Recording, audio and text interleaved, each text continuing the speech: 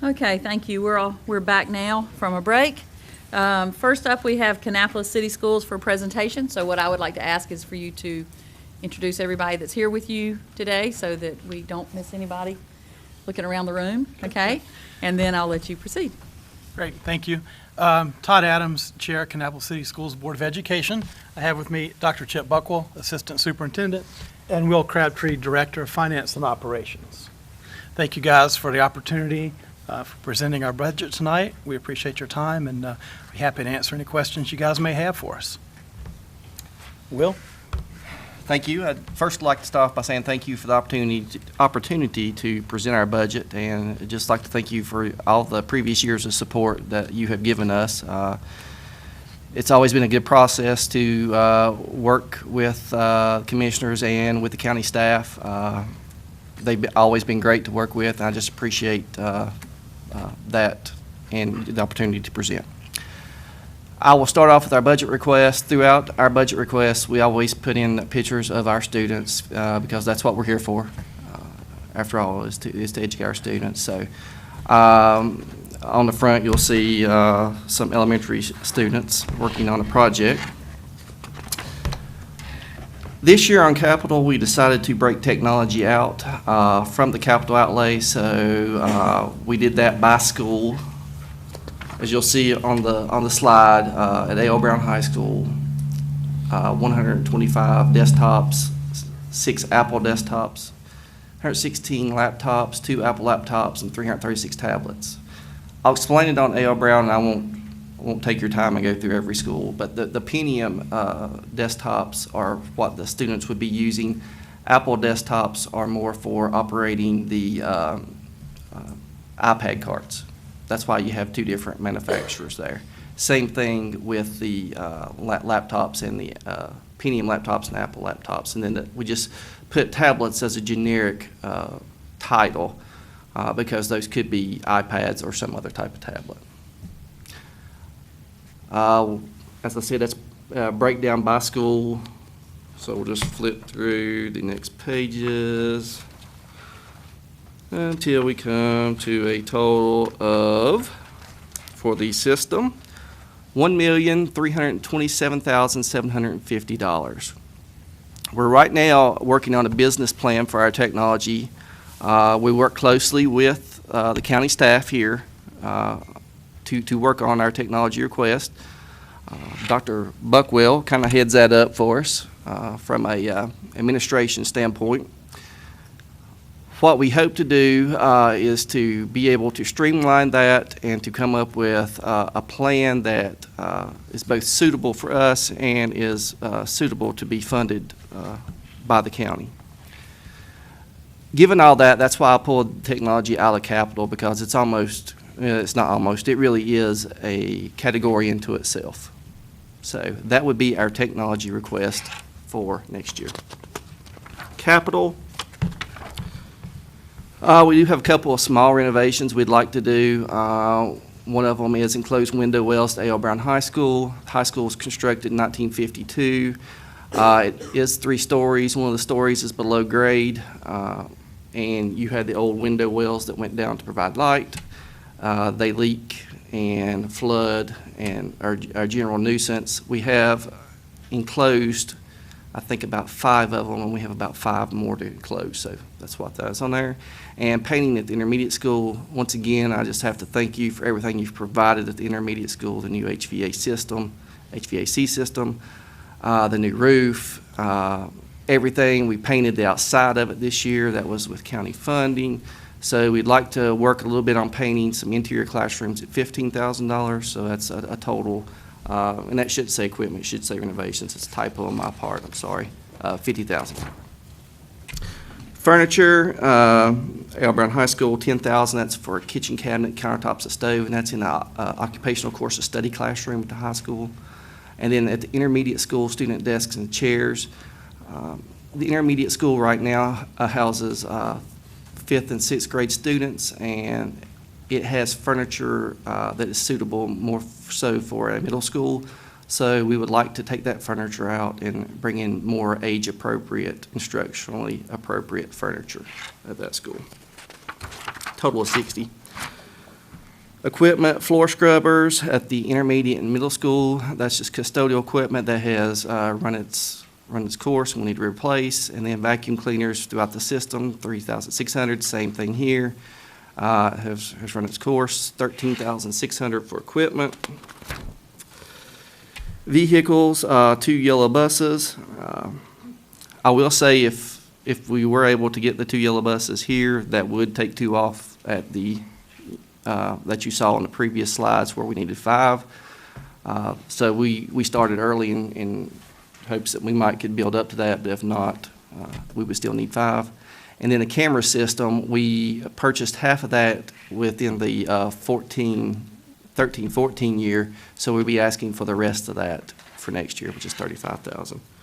That's a total of $235,000, and that leads us into a total capital of $358,600 request. If I could Sure. add one thing, Will, on the buses, and Will's talking about we'll need 5 for the opening of the middle school. We do have some buses now that are overcrowded, so we really do have a need for those buses now. It's really not just in advance of the middle school.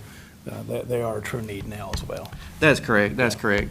Yeah, I just wanted to point out that that would help meet that 5 at the middle school. Move on to current expense. Current expense has changed a lot. When we started working on this budget, we weren't sure, we're not sure what the governor was going to do. We had a 3% pay increase built across the system in this one, and we had an increase in the retirement rate to 14.91, and then our insurance rate actually was not increasing, it was staying the same, 54.35. Well, the governor has come back, and there's not under his plan, it will not be a 3% across the board. For the new teachers, 0 to 6 years, I think it averages out to about a 7.14% increase. Those are the teachers that would be in the local portion of our budget, and the reason being is that they are the lower paid teachers, so we always put the lower paid teachers in the local budget. The retirement rate under the governor's plan is not supposed to increase quite that much. I think it's 14.71 or somewhere in there. Non-certifieds are supposedly going to be $1,000, but that's inclusive of benefits, so I think it works out to a little over $800. Principals, assistant principals at 2%, and so I can't say how accurate that continuation number is right now, depending on what actually happens with the legislature. It's in the ballpark, but it's really something we're going to have to wait and see what happens, if that pay plan does go through. I just wanted to put that out there so everybody would know. Expansion, we have 3 expansion items this year. One of them is a science teacher at the Kannapolis Middle School. One is an AIG, academically and intellectually gifted teacher at the elementary level. And one is a media center specialist at Kannapolis Intermediate School. $55,000 is kind of the average salary for Kannapolis City Schools for a teaching position, and all 3 of those were considered teaching positions, so $165,000. We tried to keep the expansion this year manageable, but while also recognizing the need that we do need to tell you what our needs are. And these are our top 3 needs for this year. This is one of Dr. Kane's favorite sayings, so I thought I would put it at the end. Children are a living message we send to a world we will never see. One thing I also want to add, although it was not in the budget,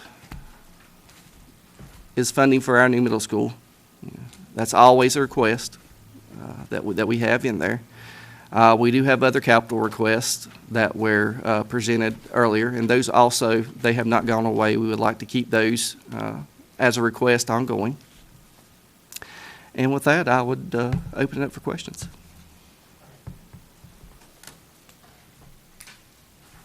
And I should say also, I'm sorry, Dr. Kane is out of town. She would be here otherwise, but she's out of town tonight, so thank you. Will, your $55,000 as an average teacher cost, that's inclusive of all benefits and taxes? Correct. Pam, you've already included, or Ann, I should say, you've already included the, go back to the raises. There's a couple pages. There you go. You've already included that amount, though, in our projection of, for the governor. Right, that's what's, yeah, but you have that built in that contingency amount. But the amount you gave us is for both systems. It's not broken out between the two. No, that's fine. I just wanted to, yeah, I was just verifying that was in there. I thought that it was. I just wanted to verify that. So what have you found to be the life cycle on the tablets? I know that's a relatively new program, so I'm not sure that you have great data back on it, but generally, how long are you thinking you'll get out of, in terms of years of use out of those? Chip, I'll pass that one on to you. All right. The oldest iPads we have are now 4 years old, 5 years old, and we've gotten good service out of those. We're even, some of the elementary schools have contemplating and implemented a lease program because that the PTOs have helped out. So we're trying to buy technology over and above what you see here from the PTOs. So they're working out a lease program because they have been so reliable. We're looking at Chromebooks as another option. It keeps the cost down a little bit, but there's some things that a Chromebook can't do that a laptop can, that limits some of the programs you can implement, especially in middle and high. So it's a moving target, but the iPads we have had have worked very well. We have not ventured into the Windows tablet world yet. We stuck exclusively with the iPads.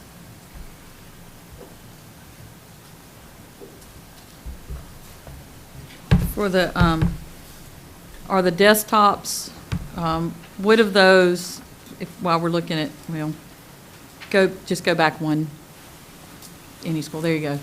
So you've got desktops and laptops and tablets. So are any of those for teachers, or are those in a media center, or where are you going to put desktops? The laptops that are on there are all teacher replacement laptops, trying to get on a cycle of replacement that you don't have 40 at one time that you got to replace at the schools. The desktops are either in a lab or in actual, at least sparsed out into teacher classrooms as 2 per classroom, and we're actually looking at using virtual machines there instead of the desktops.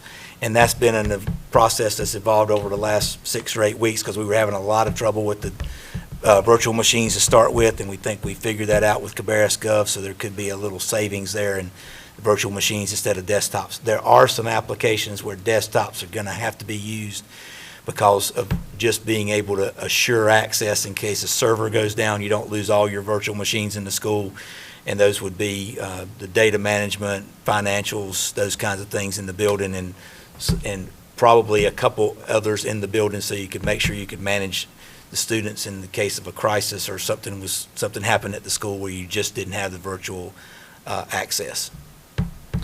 So if you're on a cycle, you mentioned replacing the teachers, you're trying to do over a 3-year time, About a 4-year, 5-year period. 5-year replacement cycle.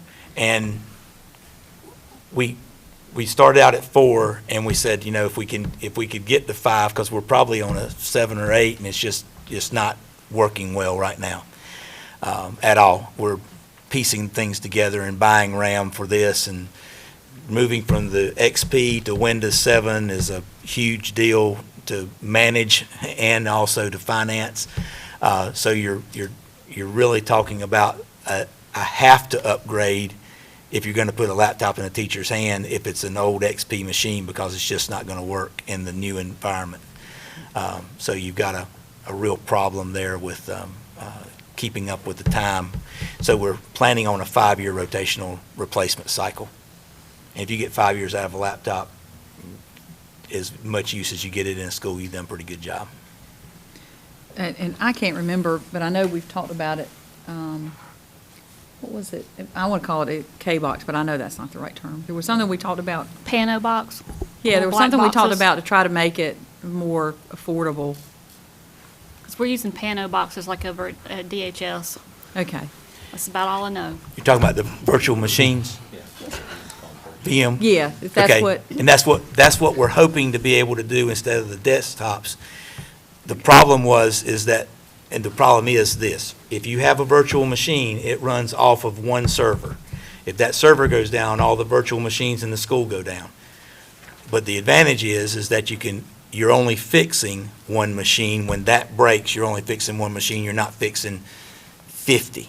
And we don't know what the wear and tear on a virtual machine is yet, because honestly, we've had them a year in some places, so we don't know but everybody who has them today likes what they do, and its speed, and it's functioned very well for us.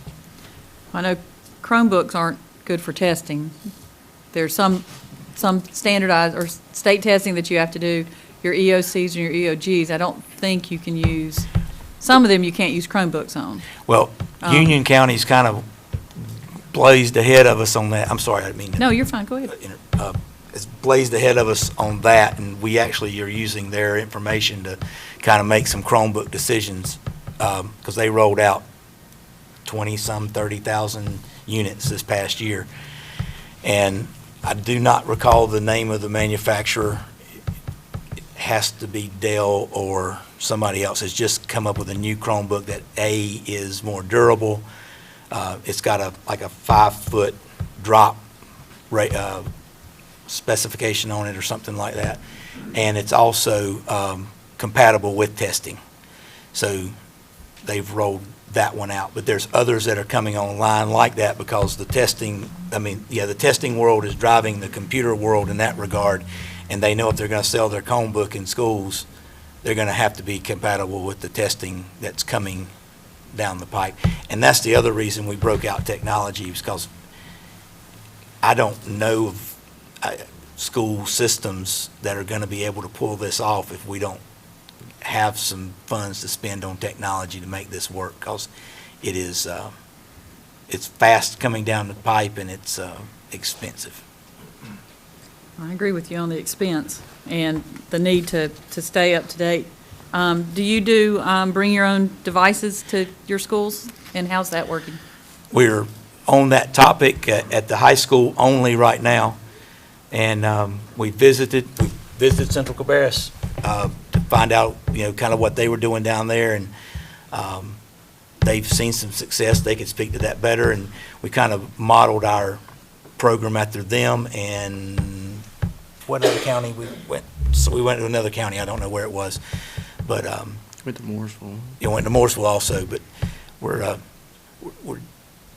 we hope to have a policy to go before our board over the summer on bring your own device. We have not looked at implementing it K-8 or 7-8 yet. It would be a high school only implementation at this time. We just want to do that right, and maybe take a baby step, but do it really well to start with. On the, I don't remember what page it is, you had about the kitchen for the OCS students. You don't get any EC funds that could That's a Will provide? question. I'm just could. curious. I mean, that's, That's certainly, we do get or receive EC funds, and that is something that we could use those funds for. We did have this request last year within the capital request, and just left it in, so. The other issue with that, and I That's the think one in every Brown. school system would have the same issue, Inside the is old building. we're still way underfunded with EC appropriations. It's not anywhere near what you need to fund appropriate EC programs that, well, they're appropriate, but they're just underfunded as far as what you can do. We're way over cap, and That's the Sure word I was you're aware looking of for. the Thank EC you. cap, so- That's the word I was looking for. Will. we're at least 2 to 3 percentage points above it, so. and it's a good thing to have for those, I don't know exactly what you do there, but as part of their coursework, they do learn cooking skills. And do they does your group like operate a store using that? I just know some schools do like cookie sales, and, it's a whole process of part of, in the OCS, they have to do so many hours of work on campus, so many hours of volunteer work. And so some schools, they'll operate like a school store, and some schools, they'll use the stove, and they teach them how to make cookies, and they Yes. deliver cookies to the classes, and they sell them, and so it's a whole, not only is it the learning how to cook, but it's the giving change and counting your cash register at the end when you get back in the room. So, I mean, it's not just, we have a stove, let's, heat up your lunch. It's truly part of the program. And we take a lot of pride in Brown. The building's 61, 62 years old now, and this is in the original part of the building, and I don't believe if it's been updated, it was updated in the 60s. It's in desperate need of an update, so.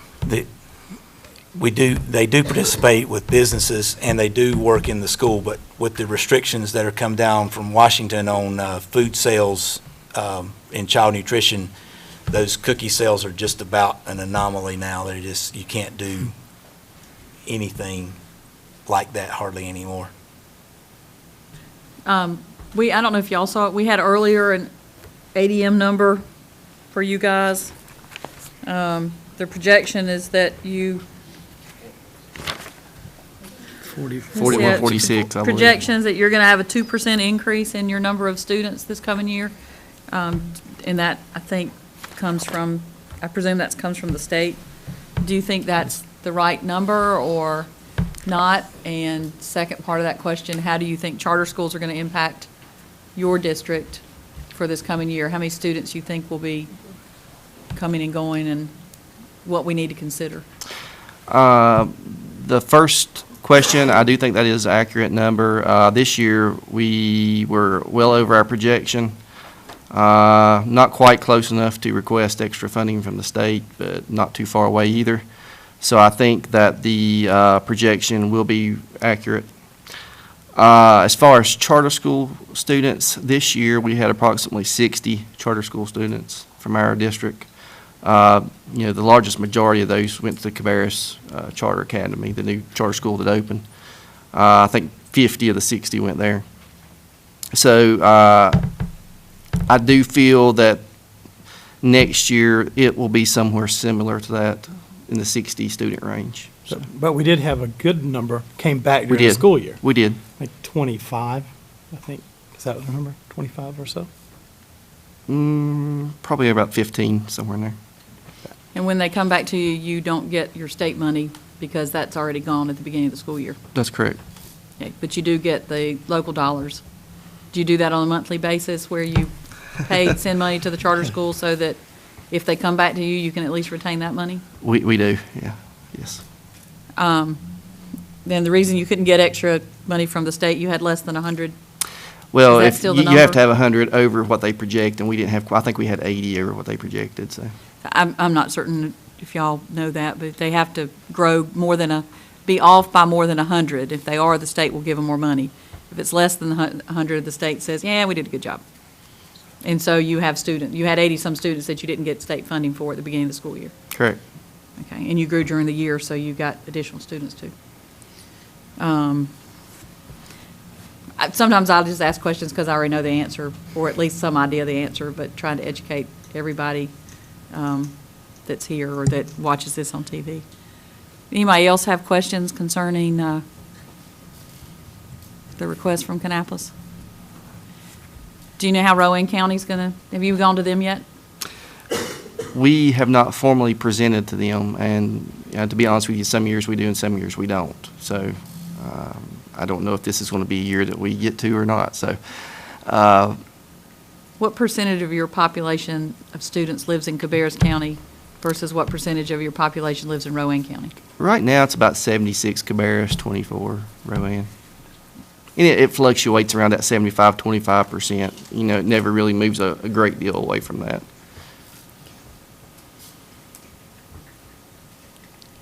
Anybody got anything else? All right. Thank you very much.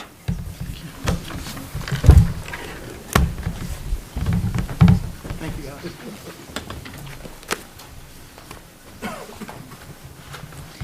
Okay, next we have Cabarrus County Schools, and if you guys will all come up, and you probably have more people than can fit up here at the table. So, Chairman Kiger, if you'll do a introduction of who's up here, of course, and who else is in the room Okay. with you. I would be more than happy to. Thank you very much for allowing us to come present. I've got multiple board members here I'd like to recognize. Before we do that, Dr. Shepard is here with me at the table, our superintendent, and our finance director, Kelly Klutz. Joining us at the table is our vice chair, Mr. Barry Shoemaker. I believe Mr. David Harrison is here in the back, and Mr. Lynn Shoes here, yeah, right there. So I don't think I missed anybody. And several members of our administration are here. Dr. Van Hukelum, Dr. Probst, Matthew Fail, Donna Smith, and Ronnie Boone. And Dr. Kirk, Dr. Louder, Glenda Jones. I'm sorry, I'm kind of skipping over titles. So, and our board attorney, Mr. Mark Enriquez. I believe I got everybody. So, anyway, thank you very much for the opportunity to be here, and I won't ramble on. I'll just go ahead and introduce Dr. Shepard and ask him to start our presentation. Thank you, Mr. Chairman. I want to echo the sentiments of Kannapolis City in thanking you for the support that you've provided for our school system through the years. We think because of your work and support for us that you've helped make us the clear choice, and that's why it's important to us to share with you tonight our needs, but we know that we probably have needs that are beyond what the county manager's budget will allow for us, but we feel the need to share those with you so you'll have a good understanding of where our school system is. Next slide. I don't know who's got it. Just a few facts to share with you about our school district, just to give you some idea. We've passed the 30,000 mark in students this year, and we've exceeded also the 3,800 mark in employees. You can see that last year our students received $27.5 million for scholarships, and we're very proud this year to have 3 of our high schools recognized by the U.S. News and World Report rankings as the best high schools in the state of North Carolina. We have 100% of our teachers are state certified. I'm also very proud of the fact that all of our Kids Plus sites received 5-star ratings from their School Age Care Environmental Rating Scale. You may hear that called SACRS. Also, note that 94% of our 94% was the average rating for our school health inspections. We're very proud of that. 42% of our students receive free and reduced lunch, and we're very pleased to offer food for children that otherwise might not receive it. 3 million meals served each year. I think we're the largest restaurant business in town. Sorry, Chris. $750,000 in grants for our SROs, and we thank you for the support that you provided there in helping us get SROs in all of our elementary schools. And then $3 million we received this year as a grant from the United States Department of Education for innovative approach for STEM education, and I want to thank our curriculum department, Dr. Van Hukelum, and others for going for that grant and bringing that help to our community. Just a few pictures also of our students, and you can see a variety of things they're doing. It's always important to remember, I think Will said it, that's why we're here, and so we're proud to include that in our presentation. Some other facts, I won't read those to you, but you can see that there's quite a bit that's occurred over the last year that we're very proud of. I'm excited about the fact that our career academies will be going into place next year in some of our high schools and then continuing the process moving forward. 2 of our schools have received IB authorization this year in international baccalaureates. We're very proud of that. And we've completed a lot of work this year in our facilities and maintenance department that you allowed us through our QSCB project, so we're very proud of that. It's not included in your information, but I do want to share a couple of facts about how our students have performed this year academically, and it's not on the screen, but we're very proud of the fact that when all the school systems in the state were rated in terms of how much growth students made in their classrooms, the Cabarrus County Schools was, of 115 districts, was 6th in teacher effectiveness. And you know, when you think about the pressure that teachers are under to succeed and what little pay they do receive, I'm very proud of our teachers for stepping up and making that happen. I also want to tell you that in 2008, I sat here and actually I think the room was much smaller then. I don't remember. I think you've reconfigured it since then. But I first shared with you my vision and passion for our school system becoming one of the top 10 school districts in student performance in the state. That one thing I just gave you was an example, but that's a different way of counting it. But I'm very proud this year of the fact that, and I don't know that everybody believed that Cabarrus County was possible of doing that. And I'm just really proud of the fact that this year we have made significant improvements, and of the 17 measures for test results, Cabarrus County Schools is now rating in the teens in 10 of those areas. And to me, that just shows that what we're doing in our schools with our principals and our teachers, with our children, it's working. And so I just want to challenge you tonight as we present overwhelming needs as you hear them, that our goal is not to be mediocre or status quo. Our goal is to have one of the best school systems in the state of North Carolina. And that's why we're so passionate about the fact that we have tremendous needs that we don't have the resources to meet. And so I want to ask Kelly Klutz, if she would, to go through our presentation with you, and then if you have questions, we'll be glad to answer them. Thank you. Thank you, Dr. Shepard. I'm going to start going over our budget document, and it's a bit lengthy, so I want to take just a minute to explain our structure to you. The document starting here is the budget request that our board approved on April the 14th as a budget request to you.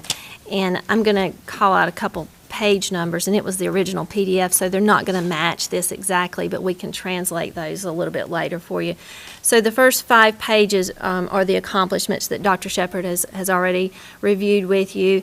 The next 6 through 31 would be our literal budget request, and we'll go over that with you.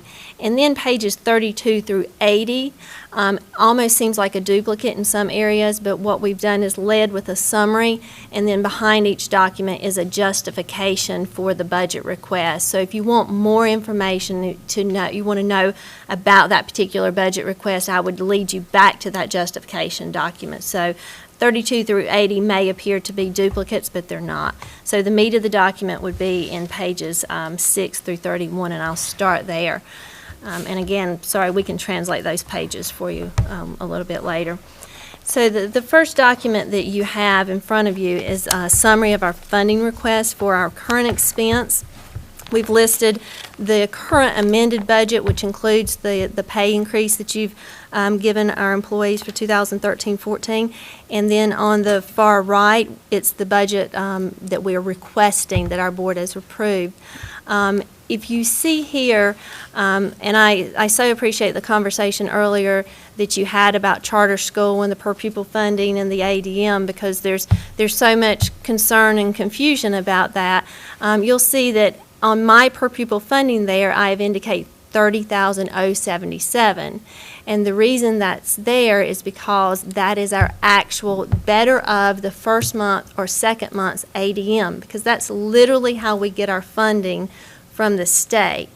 Now what Pam has in her hands is the projected funding from the state, and that's what they get. So everything that Pam says is accurate, but what Pam also said is the state takes care of the state and kind of leaves you out to hang. So the state projected us at $30,743. Our projection, our actual came in at $30,077. And they didn't tell Pam that there was a difference. Well, guess where those students are? They're still in Cabarrus County. They're just in a charter school. So Cabarrus County is financially responsible for the variance in that, and I have to take it out of the money that you've given me, and I have to write that check. So although that number appears to be quite less, they're still here, and they're still the financial responsibility of Cabarrus County. So right now, I have about 1,000 students that are going to a charter school. So really, that number should be about $31,077. And that number, of course, like Kannapolis said, it starts out higher and sometimes it goes a little lower, so it changes month to month. But at the second month, when this number was calculated, it was 1,000 students that were going to the charter schools. So I appreciate that conversation and that willingness to understand. So going into our request, we have formatted our request in the way that we understand that you want to fund it or you want to look at it. So first would be operating ADM, and if you look to the far right, we've requested an increase of $8.2 million, and that A and B will tie to documents further in the presentation. The charter school allocation, again, we ask for that separately every year because we're simply a pass-through. You write the check to us and we write the check to them. Building and grounds maintenance, you want that separately. We have a contract that we hold those funds separately, so that's why those dollars are allocated separately or requested separately. Technology, we understand that you would like to see that budget request separately, so we've done that too. Okay, so overall, we're asking for continuation current expense, we're asking for $17,967,541. That's just a summary. Thank you. Next page. Okay. Now we're going to work to break down those amounts so that you can see the detail. That first item is simply to match the pay increase, whatever it ends up being. I think we've kind of beat that to death. We know what the governor's proposal is, and we'll go through the Senate, and we'll go through the House, and we'll go through the Joint Committee, and whatever it ends up being is what it ends up being. We'll let you know. Okay. So the second item on there is the provision for staffing for the new school. That was when we believed it would open in August of the next year. We don't believe that it's going to open that early now, so not going to put a lot of emphasis on that one. Number 3 is the provision for the increase in utility costs. 4 is increase in retirement costs. Then the next would be hospitalization costs. And then the bottom is the increase because of the Affordable Care Act. And I want to draw your attention to 3, 4, and 5. So this is the increase due to the people that are paid locally. And so if this is not funded, I want you to know that what happens is I have to take out, when we have retirements or people that leave our system, so that's about 3 positions. There's 3 teaching positions. If you don't fund that, then I don't hire 3 positions. We have people retire or leave, and I can't hire them. I can't replace those positions because if you don't fund the increase in retirement costs, the hospitalization costs, then I have to have a way to pay for that. So that's what's happened over the last couple of years is I've had to use retention and retirements to take care of naturally reoccurring costs that weren't funded. Okay? All right. So the next area is our expansion request. So these are the items that we just went over are the things that are going to just maintain status quo. These are the items that we feel will move us forward. The salary study support for $2,063,000. What I'd like for you to know about that is this is the 4th request that we've made to this commission. We made a request in 2011, 2012. I believe it's for $1 million because we'd just gotten the salary study out and we placed that in the budget request. 2013, 2014 was our second request. 2013, 2014 mid-year in January, we did a budget resolution asking for those dollars again, and we received a partial amount of that salary support. And then now again, 2014, 2015, we're asking for it for the 4th time to complete the one initial salary study support, phase 1. Okay. Clearly, we need more teachers in our classrooms. We'd like to be able to give the principals the ability to add teacher assistants or lead teachers or a teacher, depending on what that principal felt was best for their school, if that was funded. We know that we need additional social workers in our school, increased instructional supply. We've cut that significantly over the years, and that's just would be a partial amount to get that back to where it was. It in no way funds it back 100%. Allocate staff development to the schools. That was cut probably 4 or 5 years ago to zero. We're looking to be able to give the schools some staff development back. Increase the assistant principal allotment for the schools that are at 800 or below.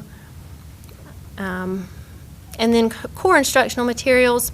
This is where we've seen a significant decrease in our textbook allotment.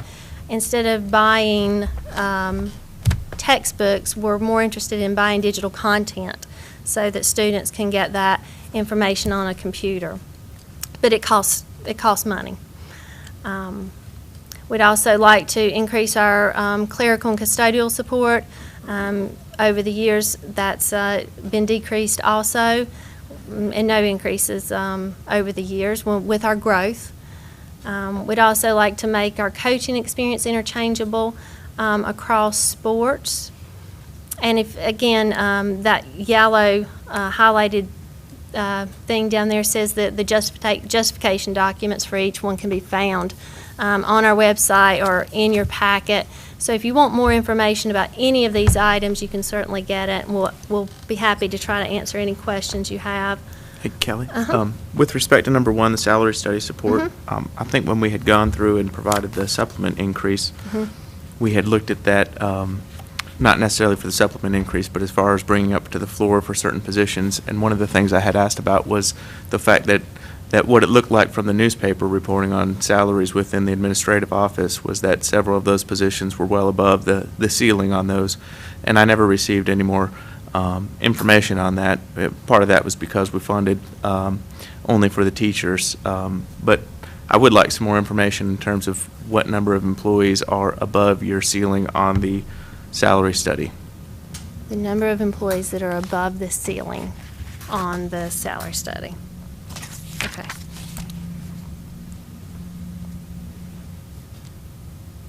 Okay. All right. So it brings our expansion request to $6.9 million, and this was vetted through our budget process. We use the TRIO process to prioritize those into that order through our budget committee and up to our board, and our board had input on that. And so this is where we landed with our expansion request. Okay. We'll move through to the next document. This is the infamous charter school data. This is at least the second year, maybe the third year that I presented in this format.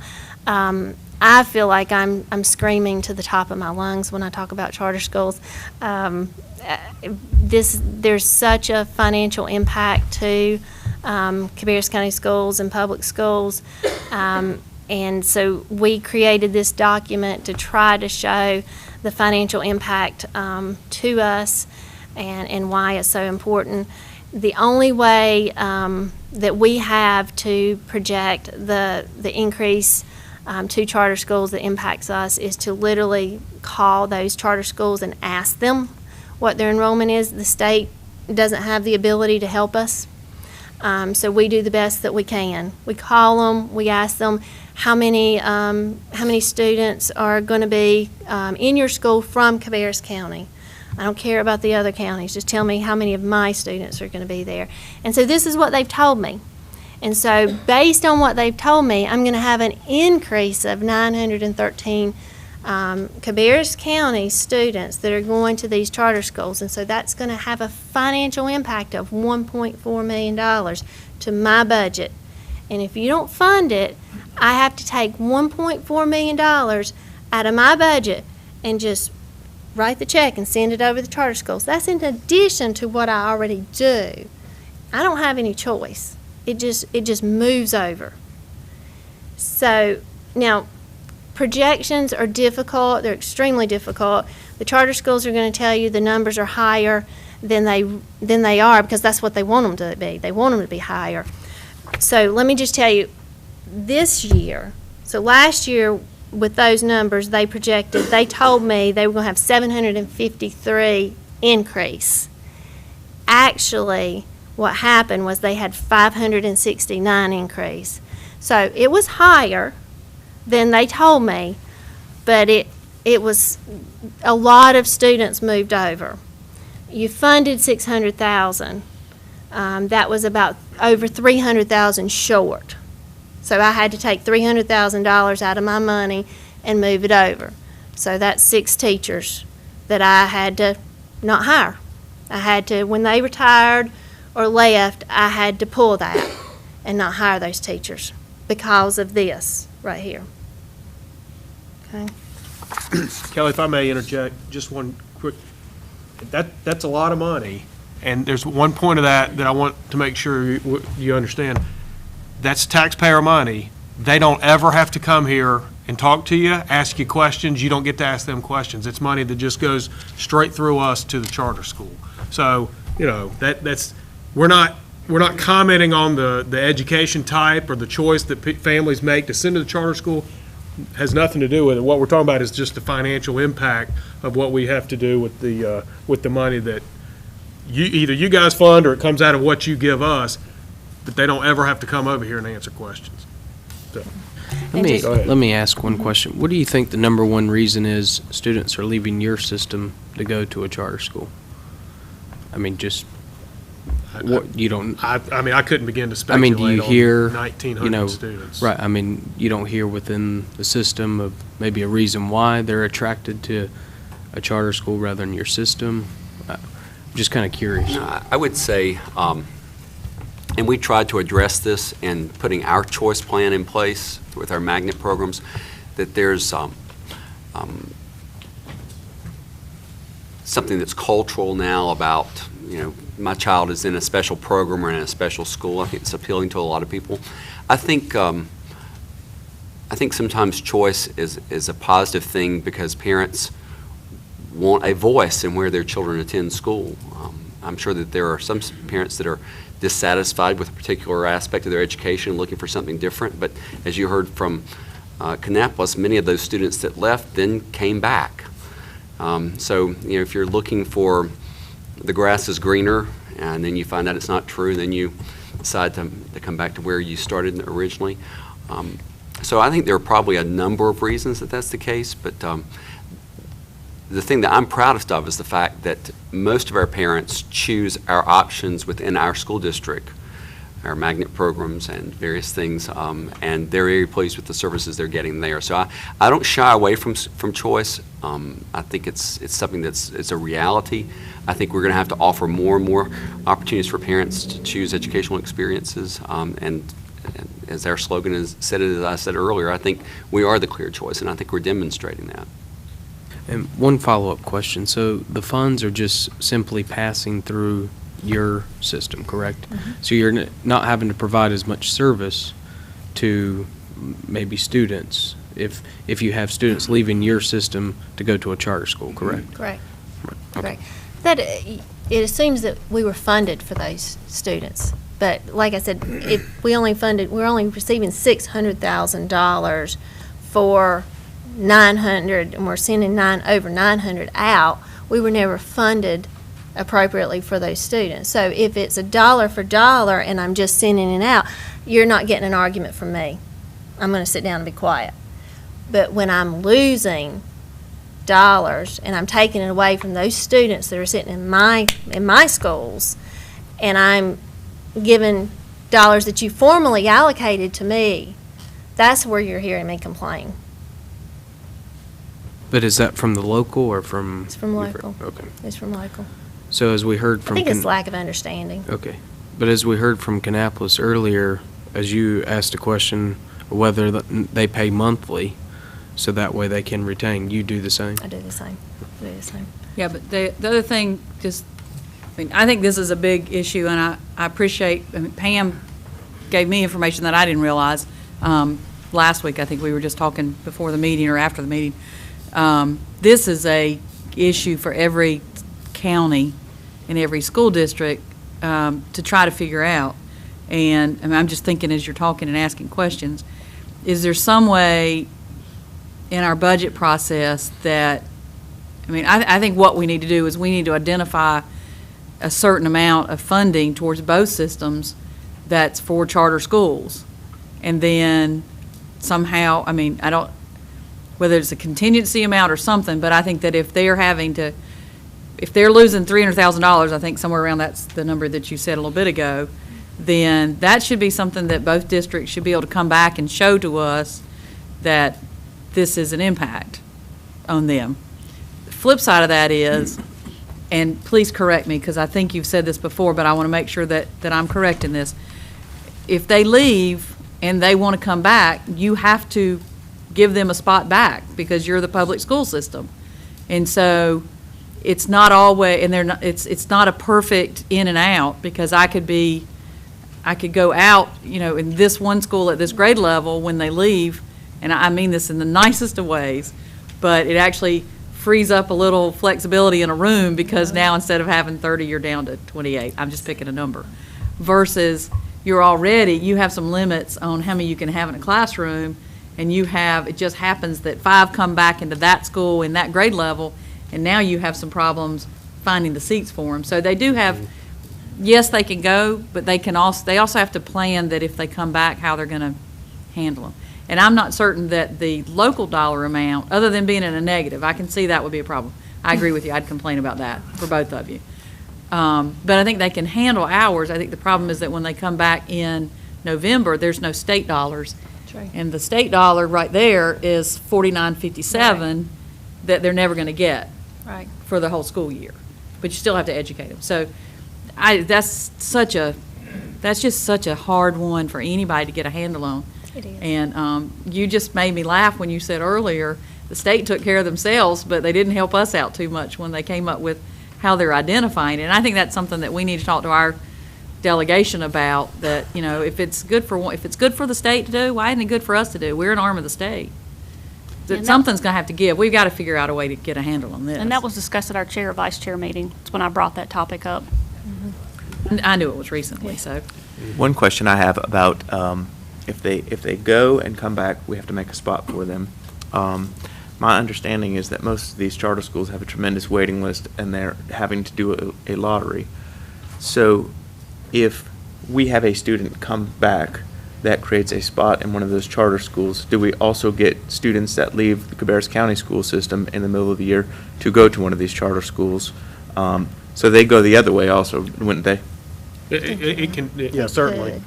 And I mean, It may not be a one-to-one, I mean, Yeah. I don't know, but yes, it certainly is a possibility. and once you're in those schools, you're guaranteed for them the next year. So if you were on the waiting list and an opportunity came up for you in November, you would want to jump at that and go over there so that you'd be guaranteed a spot for the next year, right?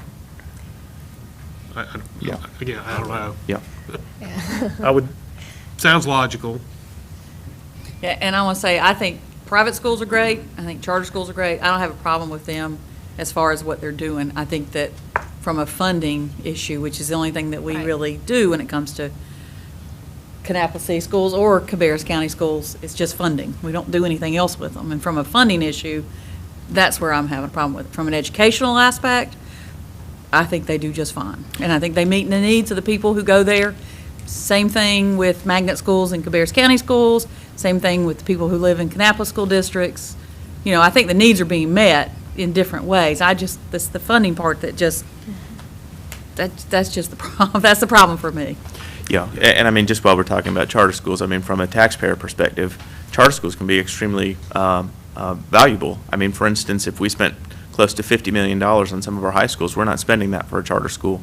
They are able to operate both their capital costs and their operational costs on this ADM figure, where the taxpayers here pay almost $50 million for a high school for a capital cost, and then all of this operational cost is in addition. But my only point was we talk all the time about them coming back in, but they're going out in the same fashion. And I really, in the months I've been on this board, haven't heard anybody talk about the fact that they're going out in the same fashion that they're coming back in.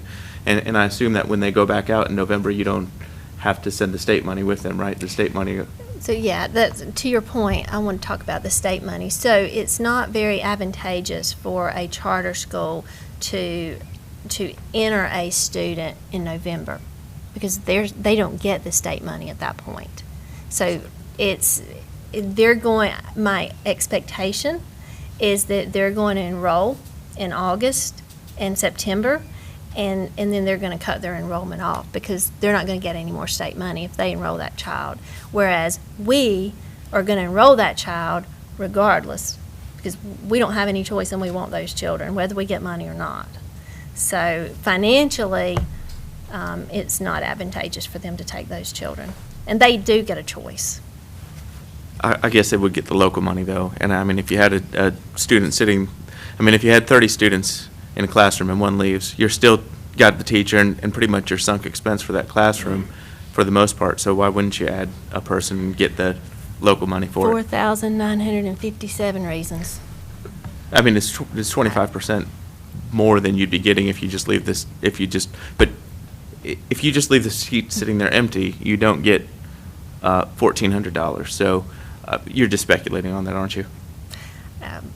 I see a lot of money sitting there. I think there's a lot of speculation about this because, as Chairman Kiger pointed out at the beginning, there's no accountability or no reporting back to you on any of this. If we say the quality is what it is, there's no one coming before you and reporting results.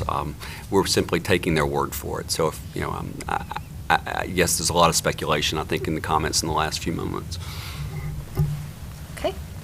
I wanted to ask one question, make sure I understand correctly. The big discrepancy, the $300,000 as a reference, comes from your average daily attendance that you establish at the beginning of the year does not include those charter school students, and that's what we have been paying based on that number, as opposed to not including the number of students that you're having to pay that have left for charter schools. Is that right? Did I get that straight? Sorta. So what Pam said was very accurate, but there's a lot, the state does not make it easy for any of us to understand. So the projections that the state gives us includes the students that are going to go to the charter schools that are opening new and growing charter schools this year. So the new charter school this year is ACE Academy. So our projections include those students, okay? After the first or second month ADM, the state is going to take care of the state, and they're going to look at our numbers, and they're going to adjust our numbers, and they're going to take the money from us, and they're going to give it to the charter schools. So I'm not ever getting any more money from the state than I'm supposed to. But they don't adjust your local numbers. So the difference that I'm referring to for the $313,000 was when we were funded last year, Chair Poole heard this discussion about we had requested, I think we'd requested $1.2 million for growing charter schools and increase in charter schools, and she made a motion to fund, I think, $600,000 of that, and so specifically for charter schools. And out of that $600,000, as I go back and I know that we increased 569 charter school students, I've calculated the cost associated with that, subtracted the $600,000 that was literally funded for charter schools, and the difference in that is $313,000. So that's where that came from. And so the solution to that problem is to more accurately account for the number of charter school students that you're having to send a check out Yes. for. Yes. But the state's not helping us. And the state's not helping us to do that at all. So it's Yes. a lot of back to that same old crystal ball. Well, and we did not have a good account for our numbers until probably March this year because our lovely new power school system, I'm sure you've heard that word. So it was almost impossible this year to get. Normally we would have a good idea of what our numbers were in October, November, but this year was extra difficult to tie those numbers down. Thank you. That helps somewhat. And I'm just thinking, just based on what I said earlier in your comment, on how do we handle, or what are some options that we might have? So if it's if they're off, if the state's off in their projection by more than 100 students, then they get funding for additional students. Okay, so if the state projects, I got your number here somewhere. The state projects 30,100, and they show up with 30,300, they're off by 200. So the state will give them additional funding. Do we do that also? Okay. I didn't think so, but I like to have you verify things. So I'm not saying what the number would be or anything like that, but I'm just trying to think of when you work through a budget process, at what point does it impact their budget enough that they should come back and say something to us? So if they project 1913 for charter schools, if they came back at 2,300, is that enough of a difference that they should come back and say something? I don't know what the number would be, but I'm just trying to think of some way to look at that. If their number's off by a certain amount, the state has their rules, this is what they're going to do. Is it something that the county would want to do, to look at, that if their numbers are a lot different than what they're projecting or a lot different than that line item, is there a way to address it? I don't know. Well, our local But, you know, funds follow the student, correct? So Yeah, but if we fund them at 30,100, okay? I'm just picking the number because it's close to what was Right. on page, I don't know where that was. Somewhere around 252. There were some numbers in there, but they had some different numbers up there. I'm just saying, if we fund them based on ADM at a certain number, if it comes up 105 more, the state will give them more money. We don't do that. So if their charter numbers came up at 200 more than what they had planned on or something, their numbers are up, is there any way that we can look at, through contingency, maybe not 100%, but somehow to help out? I don't know, I'm just thinking of that because I know that's the number. Some years you've been terribly hit. I mean, state was way off. This 10 years ago probably, but, I mean, they were off 900 students, something. I mean, it was just a ridiculous amount that it was off. I think things have gotten better, but, you know, there has to be some way. If they're losing $300,000 and that's so many teaching positions, either both systems, what would that do and how can we react to something? So that's the area that just doesn't make, it's not as logical for me as some of the other areas. So Well, you have just to, as a follow-up. I think the one thing you must consider, just a couple years ago, we only had one charter school in this county. So you were funding all of the Cabarrus County public school students. Now the public school students are being divided with multiple schools rather than just one. So it was a little more predictable. In a high-growth environment, if we get to a high-growth environment again, like in 2005, you had 6% growth in 1 year, which, you know, it's almost impossible to project those types of numbers. So, you know, we just have to watch how we go. But just remember, when you do your ADM, you're doing Cabarrus County public students, public school students, of which a portion go to Cabarrus County schools and another portion go to charter schools. So you kind of got to look at the county population or children's population at that level, rather than looking at just what the state's going to tell us we're going to have. So just offer that. Kelly, would it make sense for you not to break that out?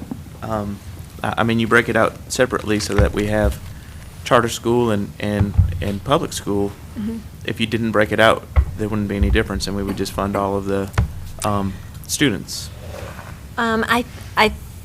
It's been broken out for as long as I can remember, and I think it's to show you that it is a pass-through, and to show you that's not dollars that we keep in our system.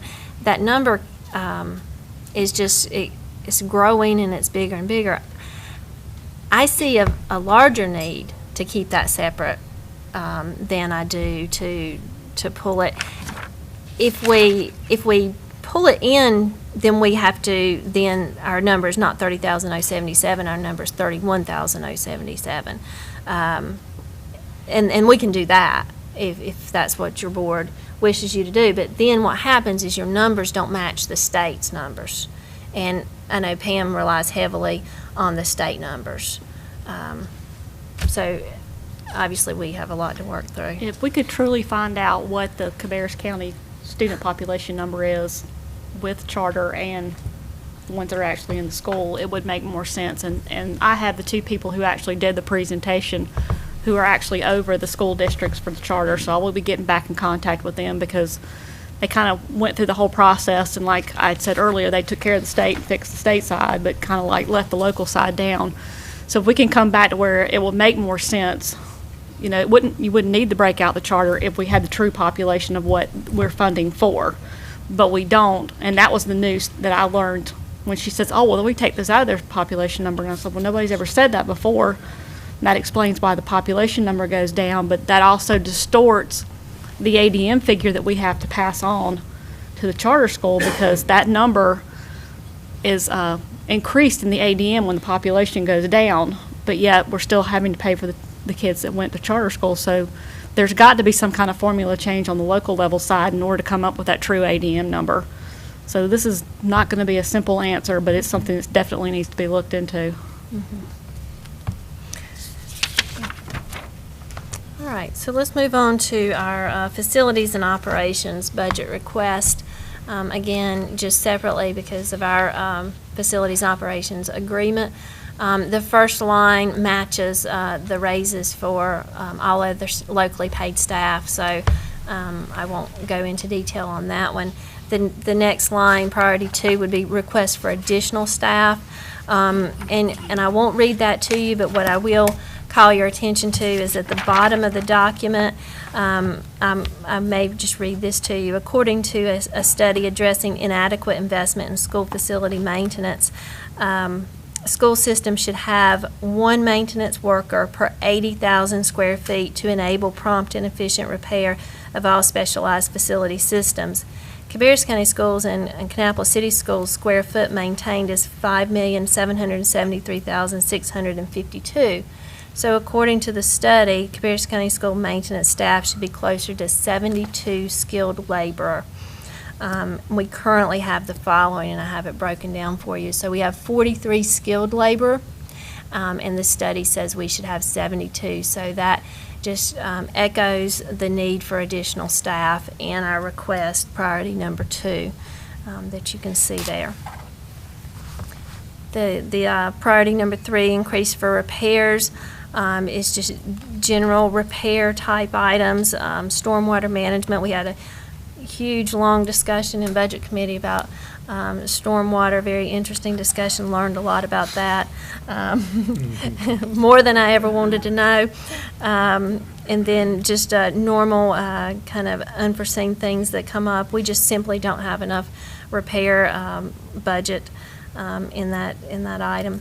Our vehicle replacement, when we started cutting budgets 4, 5, 6 years ago, the first thing to go was replacement vehicles. We haven't had a budget for replacement vehicles because that seemed to be the most obvious things to cut. So every one of our vehicles are in dire need of repair and replacement, so that's why you're seeing this surface again. Custodial equipment. I'm sorry, we have 12 vehicles that are currently outside of 200,000 miles right now. And we're seeing really large repair bills for those vehicles because of it. There's the need for custodial equipment. Some of this custodial equipment that's in our schools, it's limped along. Some of it's been there since the inception of the school, building of the school, and we've not replaced it. Custodians have done a great job of keeping it afloat, but it's at the point where we absolutely have to replace it. We have custodians that are wanting to bring their own equipment, their vacuum cleaners from home, and we've said, no, you can't do that because our equipment is so bad. It's sad. And then for the field maintenance, the high school athletic field maintenance, again, we're moving, trying to make sure that we open our fields for everyone's use, and to do that, we don't want our boosters and athletics and all of those feeling that they have all the financial responsibility on their backs. They feel like if it's available for everybody to use, the public to use, then they shouldn't be the ones to have to cover all the financial costs associated with it. And right now, they do. They take care of all of the the field maintenance. So we're trying to put money in there to make sure that that happens. Okay? So the next request is our technology request. It's separately. Again, several years ago, through the budget process, cutting the budget, we had to cut our technology facilitators back 2 weeks of employment. So instead of 11 months, they worked 10.5 months. We have certainly needed them back over the last few years or every year. So that's our number one request. This InfoSnap is online registration. If you look at that justification document, you'll see where that will pay for itself very quickly with time that our staff will not have to enter things that parents handwrite. We'll also save tons of paper, photocopying expense. So that has a great return on investment. And then to allocate system-wide technology equipment for $6.5 million. That will put us in a position where we'll have a rotating lease, and we'll have a one-to-one in our system, and it'll take $6.5 million to do that. And certainly there's a justification document for that. That's one question on your technology. This is in addition to the ADM funding that we provide per student? This would be part of the ADM funding. So if you decided to fund $6 million, it would go in as a part of the current expense, and then you would divide it by 30,100, and it would be a per pupil expenditure. In addition to what it is right now, though, right? Sure. I looked at this $6.5 million and the $1.3 million from Kannapolis City Schools, and I really do. I mean, we had talked about competition between the charter schools and the public schools, and I wonder how the charter schools are able to accomplish all that they accomplish without asking for between the two school districts, that's almost $8 million, and it does make me curious how they're able to accomplish those types of things, and including their capital costs in addition with the same amount of money that it seems like we're being asked for here. So I want to give you an opportunity to explain that. Well, it would be great to have that explanation, but they're not here to explain it. I mean, they don't have to come explain it, and that's the problem. But they're also not asking us for $6.5 million, so that's why I'm asking you. Well, Let me take a stab. Sure. So last year in our budget presentation, if you want to go back to my budget document online on my website, you will see that the cost to educate a child is different depending on the level of child you're educating. So higher needs children cost a whole lot more to educate than a child that has no special needs. And so we educate all of those children. And so what happens is generally a charter school or private school takes those less expensive children to educate, and they take them out of our school. That means our average cost increases. And so it's a whole lot easier when you're educating children and the average cost is $4,000 and you're getting $7,000. It's a whole lot easier to do all of those other things. But we're educating children that cost $12,000 per pupil to educate, because we're going to do what those children need, and we're going to take care of those children. Okay. And Jason, that's one of the reasons I asked about bring your device to school. And I don't have a clue if that's what's happened in some of the charter schools, but it could be that part of their plan, at least for the students, is that they bring their own laptops and then they get in the system. Now, I'm not saying that's the case, but what Kannapolis said is they were doing that more in the high school level, but not so much in the lower grades. Really don't have a clue as to what Cabarrus County Schools is doing with bring your own device. So I see a lot of devices that are being used for instruction that are brought from home. I can say that much. I just don't know what the structure behind it is. So that could have some impact, but I'm just pulling it. I'm not scientific in my response to you. Yeah, I think that's a good question. When you look at this funding request, if we fund, it was about $6.5 million that we fund to Kannapolis City Schools and 1.3. I mean, you're talking about 20% of the funding from the county government going into technology, when potentially people would pay for that to bring it. And if they want to have a tablet at their desk, maybe it should be their obligation to pay for that tablet to be there. I'm just curious, what does the transportation piece cost? Which that's another responsibility that you have that charters do not. That's pretty big Right. number. Absolutely. I don't have that Yeah. with me, I'm sorry, just- but yeah, absolutely. We do provide transportation and lunch services, and that's a cost associated with it. The charter schools are not required. Doesn't mean that some of them don't. They're but not required to serve meals either. Do not, are they? No. How many meals did you say you served last year? How many million was it? 3 million. Right. A lot of, yeah. What percentage of them was free? 42%, or Well- free or Does reduced. charter schools not have to, do they not take special needs children? Yes, they do. Yeah, and I don't want, we get money from the federal government for our free and reduced children, so I don't want to mislead you. So. But y'all do have to provide special transportation for some do. special needs children. We do. And that goes in that cost that I was just talking about. That's Yeah. why the cost is so much higher. We provide special equipment, we provide, all these special services. It costs more. Which that's an extra expense that y'all have to take on where the charter school don't have to take that on. Correct? Yes. I mean, it's they required. do It's take, required for y'all to pick up a special needs child, where they're not required to do that. I'm going to tell you what Senator Hartsell says, and you can correct me if I'm wrong, but I know this is what he's told me multiple times. The law does not say that you have to provide transportation. So technically, you could say 0 buses, everybody get to school. that's true.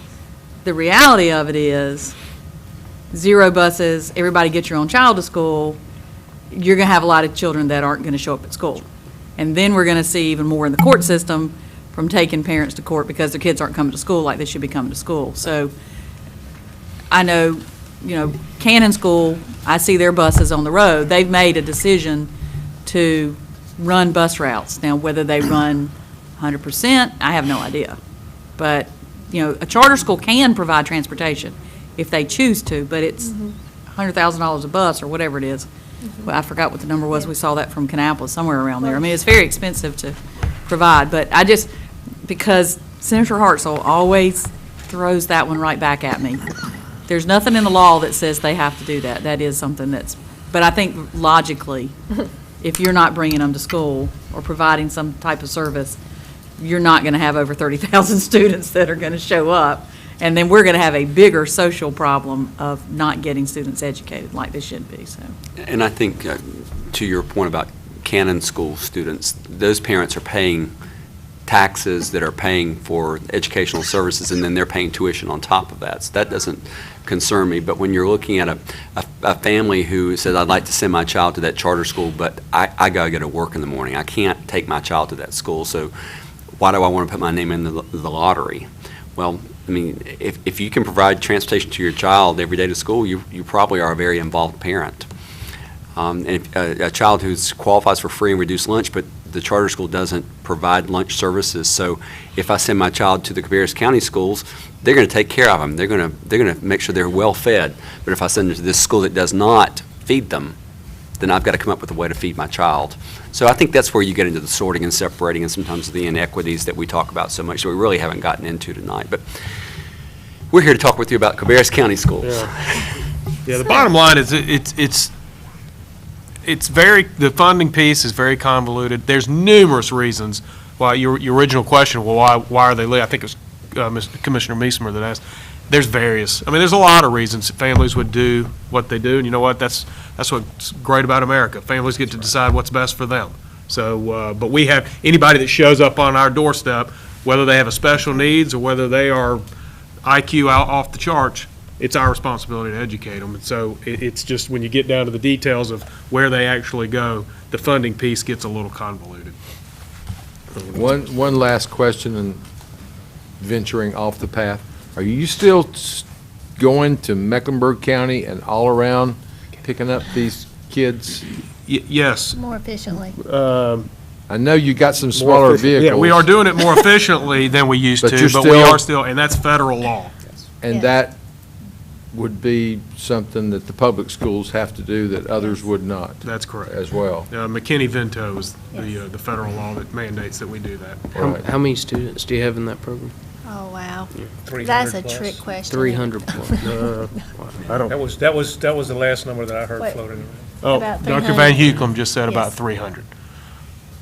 So as a brief explanation, if there's a child that is homeless, wherever they claim their last home was, that school system has to drive to wherever they are and pick them up and bring them to school. So if they live in Gaston County and say, well, the last time I was enrolled in a school was in Cabarrus, we have to go pick them up and bring them to school. But whenever we say homeless, they're not living in a box under the bridge. It's generally with a relative or It's a broader something. definition. Yeah, okay. I just wanted to clarify.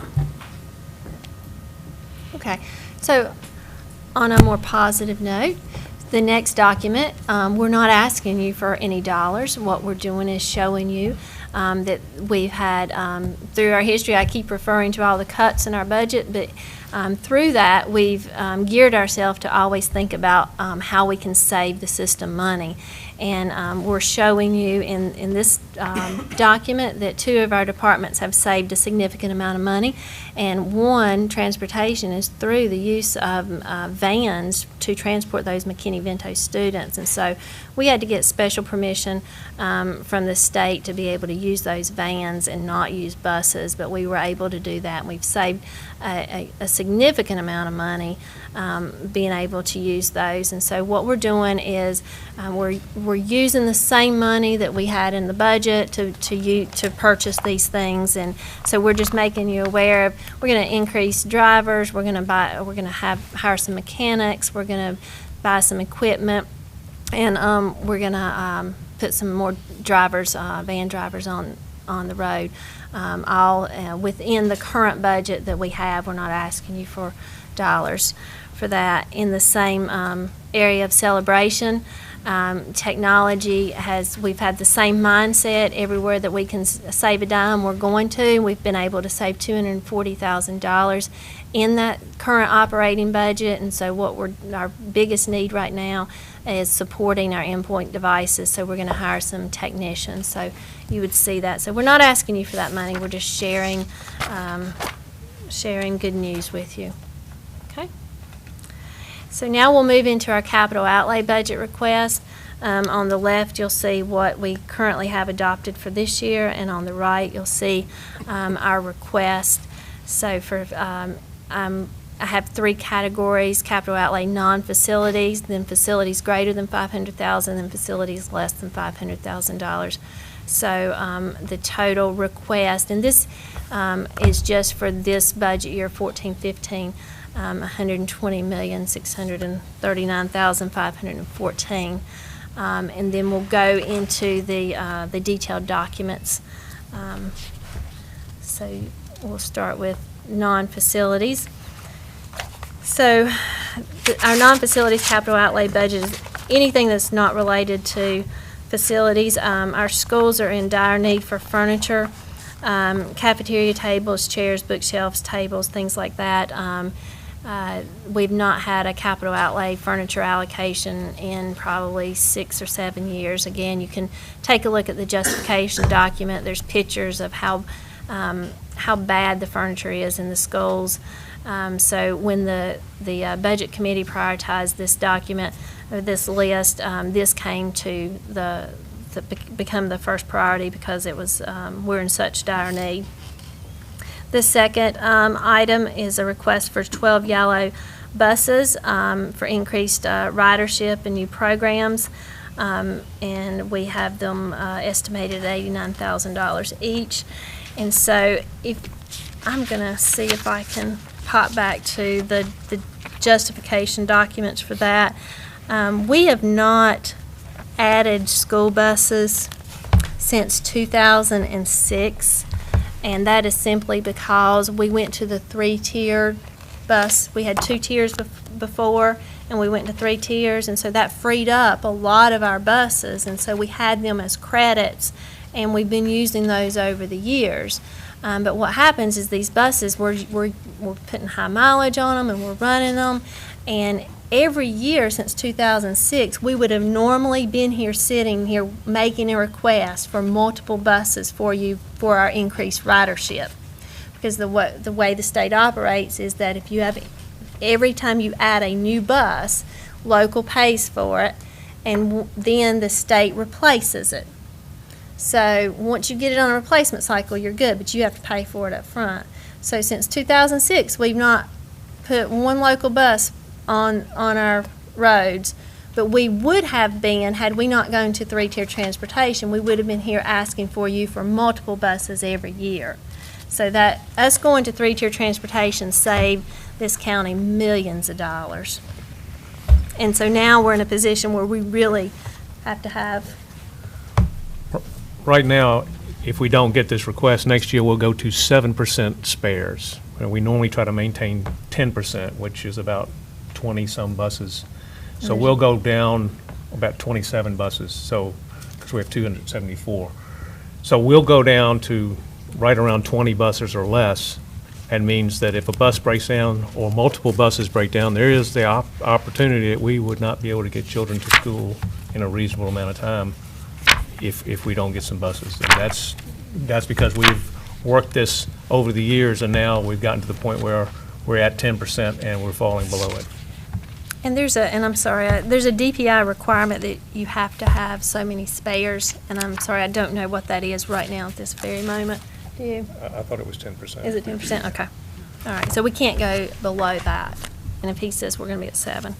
Kelly, you might be looking this up, but it says for increased ridership and new programs. So what would a new program consist of? So when we're putting like the IB program or a magnet program, something like that in one of our schools. So if somebody sends their child to one of the magnet programs that's not their local school, we bus the child over to that program? We have limited transportation. We have hub stops. Mm-hmm. But yes, we do. Is that required? I mean, it does seem like they're choosing, you've provided them a neighborhood school, and they're choosing a program that you've provided for them, which is clearly a better program, which is why they're picking it. So could you not charge, as Chairman Poole said, transportation is not required. Could you not charge them a fee or something like that so that they pay for the increased cost to the school system of them getting to participate in the increased program? Possibly. I mean, we've had quite a bit of discussion on how to handle transportation for those types of programs, and it's not front door service, but the hub stop seemed to be kind of a middle ground. Whether you eliminate it and charge a fee, I mean, certainly it might be a shock to the system, to the general public, but it may be something that the answer, the question I think is could you, and I think the answer is possibly. Let me interject. One of the things that we were doing when we started the STEM program, because we wanted it to be available to as many children in the county so we could do a random assortment of children and not based on economic means or anything, we allowed those children to be actually picked up. So we were utilizing our excess buses to actually pick children up around the county. But now that we've got the IB program at Weddington, and then we still have the STEM program at Coltrane Webb, we have the STEM program at Patriots, those students have been, for the first couple of years we provided the door-to-door, but now we've alerted the parents that we can't do that anymore. We don't have enough buses to support that type of program, so we've gone to the hub stop concept. Now, obviously, there's resistance from the parental side that are now being forced to figure out how to deal with their children because they're having to carry them to the hub stops, but it's the only way we can efficiently utilize our resources with what we've got, and that's what we've done in the past. Now, that allowed us to give parents a lot of choice and send their kids to these STEM programs and the IB programs. But, now we've just kind of outgrown it, and we don't have the options available to us anymore. But if we were to offer it and offer them the opportunity to spend money on it, we may end up disqualifying because of a means test going to certain children that could not provide the ante that you would ask them to do. I mean, it just seems we're looking at a list of, not this particular list, but you had mentioned $120 million with a $17 million increase in operating expenses, and we're paying, the school system is paying to bus children past their local school to go to another school that they picked. And, I mean, at some point, people are going to have to take some responsibility, I think, for the decisions that they've chosen to make when you're looking at expenses like this. The next item is a request for I'm sorry, let me just sorry. interject. Just Go ahead. one thing along that. For the CTE magnets or CTE academies that they have, they're not providing buses. So for those high school students, they have to be juniors or seniors or have somebody to provide that transportation. The downside of that is you've got to have travel time. So if I'm at my homeschool first block, second period is my travel time to get to the other school for third and fourth. Or you're at your homeschool first and second, you travel third and you get there fourth. So you also have to count up how many credits you're using, because you can't do that every single semester. And that'd be 8 credits you would lose, and you can't lose 8 credits and still graduate on time. So they don't provide it for everywhere. And there is a big, I shouldn't say big, there have been many requests made to provide that bus transportation for those academies too. So that Hickory Ridge is having hospitality and tourism next year. Cox Mill is having IT. There's the public safety at Concord, and each of them will be having that. So they haven't expanded transportation for that. That's still, just to let you know, it's not for everybody that's getting it, so. And my And some comments are were doing limited that, to the STEM program and the IB program and the magnets where they're there all day long. Right, I understand. I was just going to point that one out in case somebody gets asked about the academies, because they're treated a little differently. So the next item is a request for cameras on our yellow buses. Multiple years ago, we did put yellow cameras on most of our yellow buses, but there were a few that we do not have them on, and so we want to finish that complement. The next request is for activity buses, and I mentioned that we haven't added regular school buses, yellow buses, since 2006, and even prior to that, the commission that was here then excluded specifically activity buses prior to. They would fund yellow buses, but they wouldn't fund activity buses. So our activity buses are in dire need of replacement. I've heard the comment quite often, if we don't think our yellow buses are safe enough, why would we have our activity buses that are not in as good a shape as our yellow activity buses, or our yellow buses? So we want our activity buses to be as in good shape as our yellow buses. That we want them all to be safe if we're putting our children on them. So then we have, if we're going to add mechanics in our transportation department, we have to buy the service trucks, and we cannot use state operating money to buy the trucks. It has to be a local expense. Same with the next item is a bed for a wrecker. We're in line to get a wrecker, but the state requires local to provide the bed of that. So unless we commit to doing that, they won't provide the wrecker. All these rules with the state. So we also are requesting 2 more minivans to transport the students to these special programs. Again, this is the McKinney-Vento. These are our EC students, those kinds of things, because we know that saves us a lot of money. We're asking for 2 floor lifts. This actually lifts the buses up in the garage so that the mechanics can get under them and work on them more safely and efficiently. And we're asking for band instruments for the middle schools and high schools, and band uniforms to start a replacement cycle. And again, many years ago, those items were cut from the budget, and the schools were able to use some of their capital money to do those things, and have not been able to do that for many years. So that would be our non-facilities capital outlay budget request. So the design of this document, this is our capital outlay projects that are greater than $500,000, and we tried to design it so that we were looking at a 5-year plan, and we were looking at it categorically. So to your far left, the categories down this side would be construction, mechanical, environmental, parking, fencing, drainage, retaining walls, playgrounds, roofing, kitchen, bathrooms, plumbing, for a total request in 2014 would be $96,965,948. We have excluded the amount that this board has already approved for the portion of the Mount Pleasant School, elementary school, and the primary portion of the Northwest area school. So those amounts are not included in this request.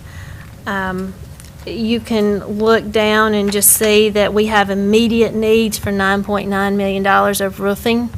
And you can see that, the construction. So we believe, we've worked with your staff to do this format, and then you can take a look at the detail that's behind.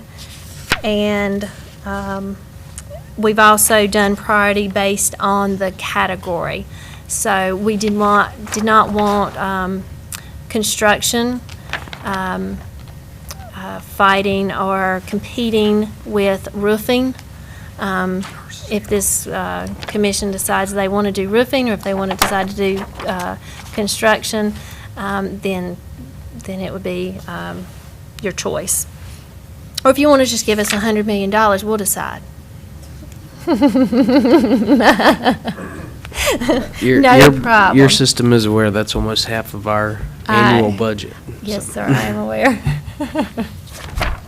But certainly, again, we are happy to answer any questions on the list. If you have any, we tried to make as many notes as possible. I'm not going to fight with you about one particular item. If you want to take it off and you want to make it $136 million, I'm happy to do that for you. We'll take our $136 million and go home, okay? All right. So the next list is our less than $500,000 list. And on that list, we have for the current year, same format. We have a request for $20,811,763. And we just have more categories. And again, you can see there's still, even on this list, $589,000 of roofing. And you have some ADA in code, over $1 million. So you can just identify all of our needs specifically by category. And then you can go and you can look at the detail in the notes that are made. And again, they are prioritized by category. So if you see 1, 2, 3, 4, 5, and then you see 1, 2, 3, 4, 5 again, it's because they're by category. And believe it or not, that is all I have for you. We will answer any questions that you have.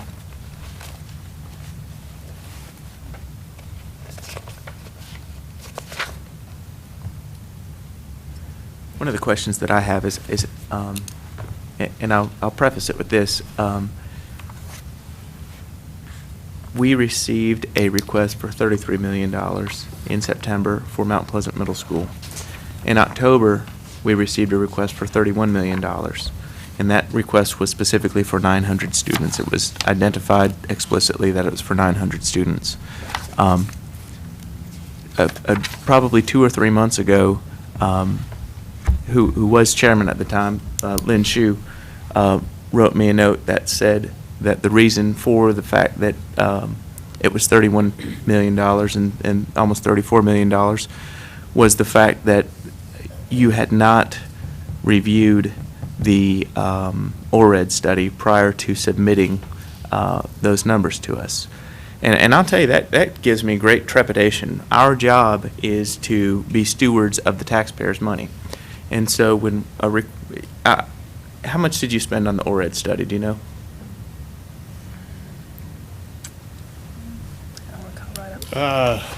Gosh, I don't remember. I don't remember. $40,000. And so his note specifically said the ORED study was done in 2011, and when we submitted the number to you in September and October, we did not consult the ORED study. And that really gives me great pause that you would spend $40,000 for a study, and then when you came in and gave us an estimate of what a school would cost, you would not even consult the study before giving us that estimate.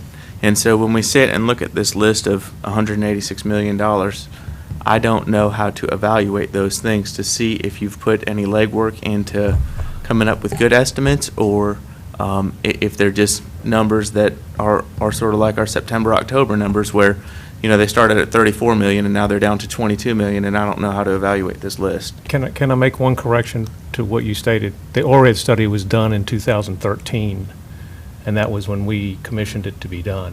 Okay. And so we got the results of that mid-year of 2013, and that was the first time that we'd actually seen it. Okay, because his note said 2011, but Well, I don't, Well, there was a- but it was done I can't comment before. on a note that a board member Yep. sent to you. It was done prior to, it was completed prior to you submitting your estimate to us. And so the fact that it had just been done is even a little bit more startling, that you wouldn't have even looked at the study that you just paid $40,000 for The ORED to give us study- an estimate. Let me interrupt you, Jason. The ORED study did not include any costing. It was strictly a study on growth and population and schools and capacity. It did not go into any detail or costing. I do know that there was a 5-year plan or a 15-year plan that had a $34 million number in it, and that is where we feel like that number came from. We had not done any real costing at that point, and we did costing during the fall and came to you with the numbers in November, I believe, is when we started bringing you the numbers on the schools and the requests, and that's when we came up with those numbers for you, so that they would be exact. What Chairman Chu said was that when you proposed it, it was proposed at $1,200, and that's why it was so expensive. I mean, he posted on my website, so I mean, here it is, but he said that's why it was so expensive. And so without doing a costing, it showed specific, or explicitly really, that you had not really even looked at your study to see what a capacity need was for Mount Pleasant Middle School before giving us an estimate of what the cost was.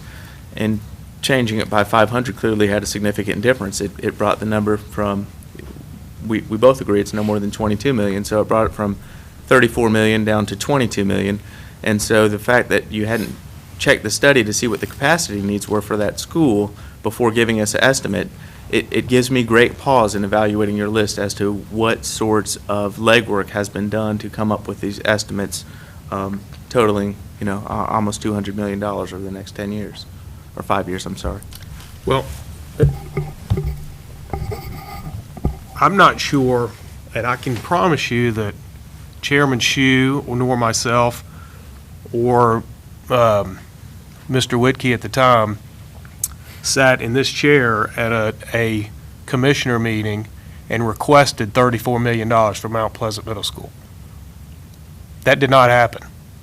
There might be a document when we were doing massive projections out over time that I remember seeing a $31 million on a document based on the 2007.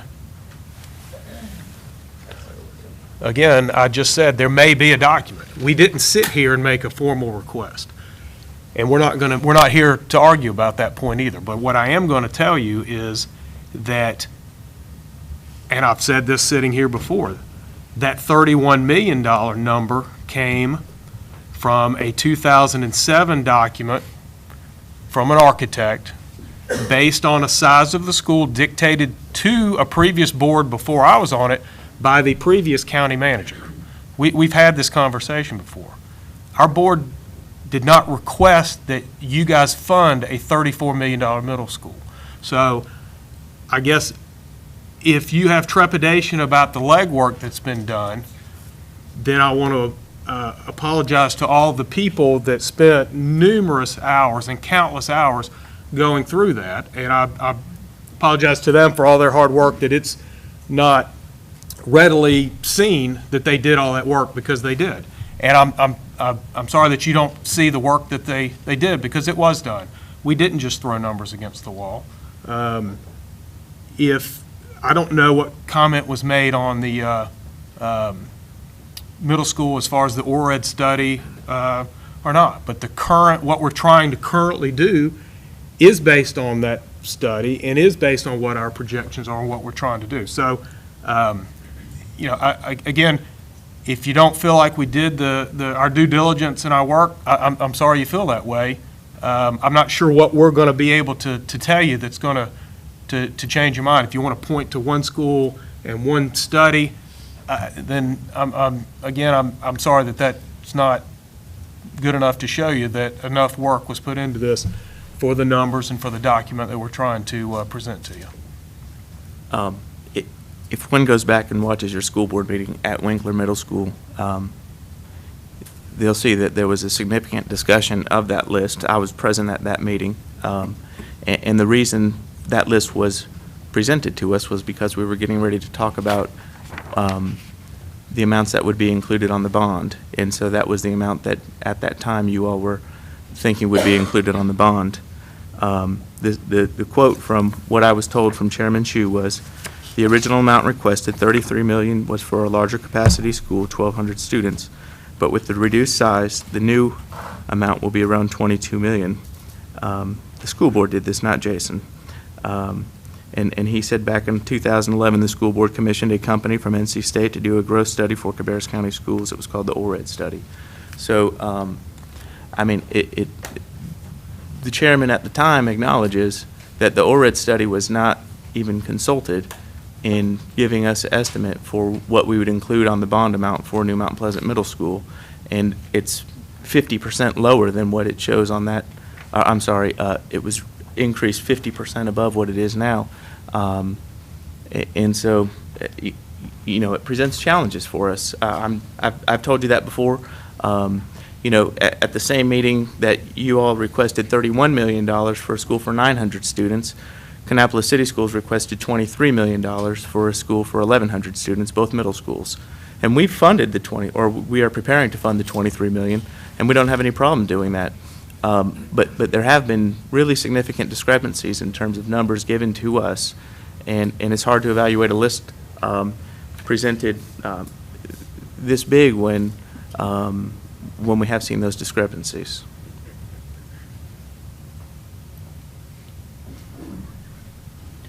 I just want to, from what you said, is 22 million the right number for Mount Pleasant Middle School? I know that's what you just said.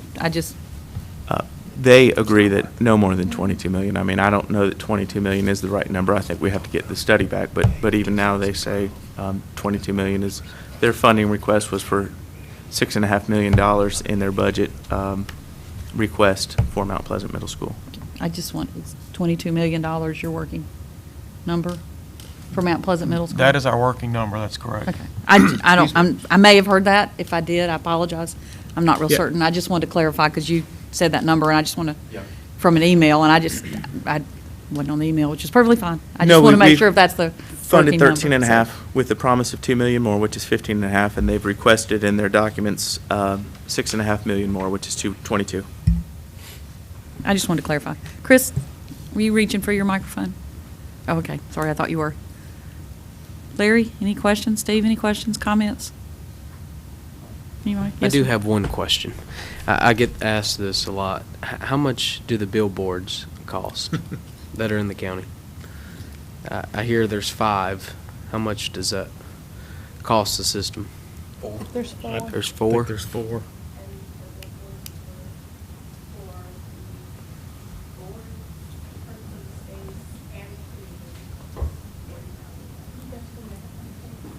$40,000 per billboard. For everything. I think that's a total, but That's a yeah, if we total. can get you on a microphone, or if you want to repeat it, either way, so.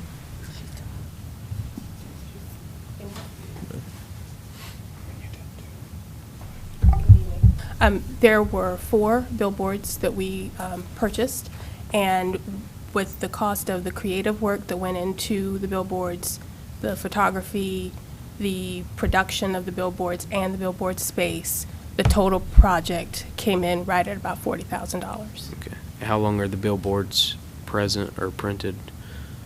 Is that for a We year? will have our final, the final billboard is up right now. That is the one that is on Highway 29, and that will be up for the remainder of this month and into a portion of June, or until they sell that space to someone else. Okay. And we So- do not have any other plans to purchase any other billboards. That's good, yeah. So how long were the billboards up, did you say? We started the campaign in last September, and we had a rotation of 4 to 8 week rotation on the billboards. Okay. And if I could just add to that, if those billboards convinced 7 students to not go to charter schools and stay in the Cabarrus County schools, they pay for themselves. Well, I would argue that I don't think a billboard is going to persuade a student or a parent, but that's Well, not my decision to make. I'm just curious how much. We're very proud of our publicity campaign, and we think our students are staying with us because we've sold the fact in a free market world that we are the best choice, and we've had a great deal of success with it. So. And we also did the campaign to raise the awareness about our school system and the benefits of our school system. And each of the billboards had a different message that touted different aspects of the school system. And we did raise awareness in terms of the fact that more people know some of the things that they didn't know about Cabarrus County schools before we started that campaign. Thanks for the info. Okay, anything else at this time? All right, thank you all very much.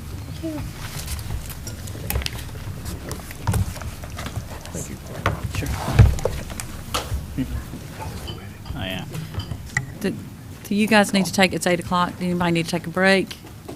Or are you good to keep going? Everybody good? Okay. If you need to stand up and stretch your legs, you can do that. Yeah, I may do that too. The next part we have is continuation from our regular meeting, which is to talk about the application with the Local Government Commission. So Steve is coming back up, and Ann, and just a reminder for anybody that's listening, there were two different bonds that we're talking about, the one for the community college and the one for K-12. So do you want to start with the community college one? Sure. Okay, and I don't know, do you want to interject, or you, okay, y'all can just start then, thank you. Well, again, to refresh our recollection, the statutes governing the adoption of a bond order in the referendum process in North Carolina are very formalized. They have specific requirements in terms of what you can and can't say to try to keep them uniform. There are timetables that have to be met. In particular here, when you have separate purposes like school bonds and community college bonds, there has to be a separate bond order. There's really they can be simultaneously, but there's a separate process that you go through for each bond.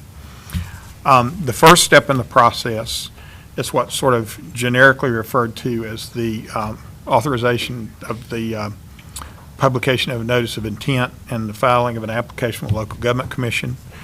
I have prepared a draft of each resolution for both the community college and the school board. I'm looking at the community college resolution now. And again, just to refresh, this starts the process. It is in this document, you establish the maximum amount of bonds that can be put on the referendum without starting the process over. You can always go back and start over. As you work your way through, you do have opportunities to reduce that. At least in this first step on the notice of intent, you also have the ability to have projects in the original notice that you have an opportunity to drop a project at the next step, if that's what you want to do. That'll become more relevant in the school board, school bonds. But in any event, this resolution, so it authorizes the filing of a application with the Local Government Commission. It specifies a maximum dollar amount. It's currently $9 million. You have in the first recital, we have the really sort of the description of the project or the purpose, and we have been more specific as opposed to generic for, the building 4,000. And then in addition to, establishing the maximum amount, authorizing filing of an application, getting a description of the project, there are also certain findings that are required to be made by the statute. And these findings are set forth on, at least on my document, page 2. We are actually a little bit far into the document there. That's actually the notice. If you go back up some. Go up a little. Whoops, that may be too far. Okay, so the findings. Item 2, the Yeah. aggregate amount, where it starts. Yeah, these are the findings that you're made. Scroll back up to the top, just the very top of this next page. Page before? Yes, please. This is the beginning of the resolution, so if you scroll down just a little bit, okay. Resolution authorizing, approving the filing application, $9 million GO community college bonds, okay.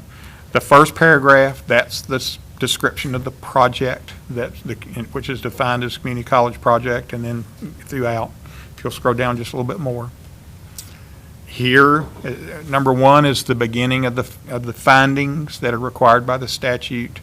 And you're making a financing that is, that the funding of, let's back up, because I want to reiterate the point made before. Let's go back, right there, okay.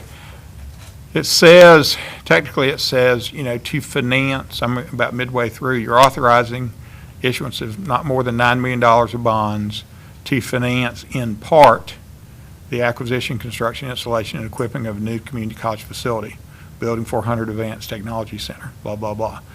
The reference to the finance in part, that sort of pulls in the implicit, the conversations that this board has had about, and this is often the case, that there would be some other source of funding other than the bond proceeds that should be devoted to the project. So that's to pick up that you're only paying for a portion of the costs of the project.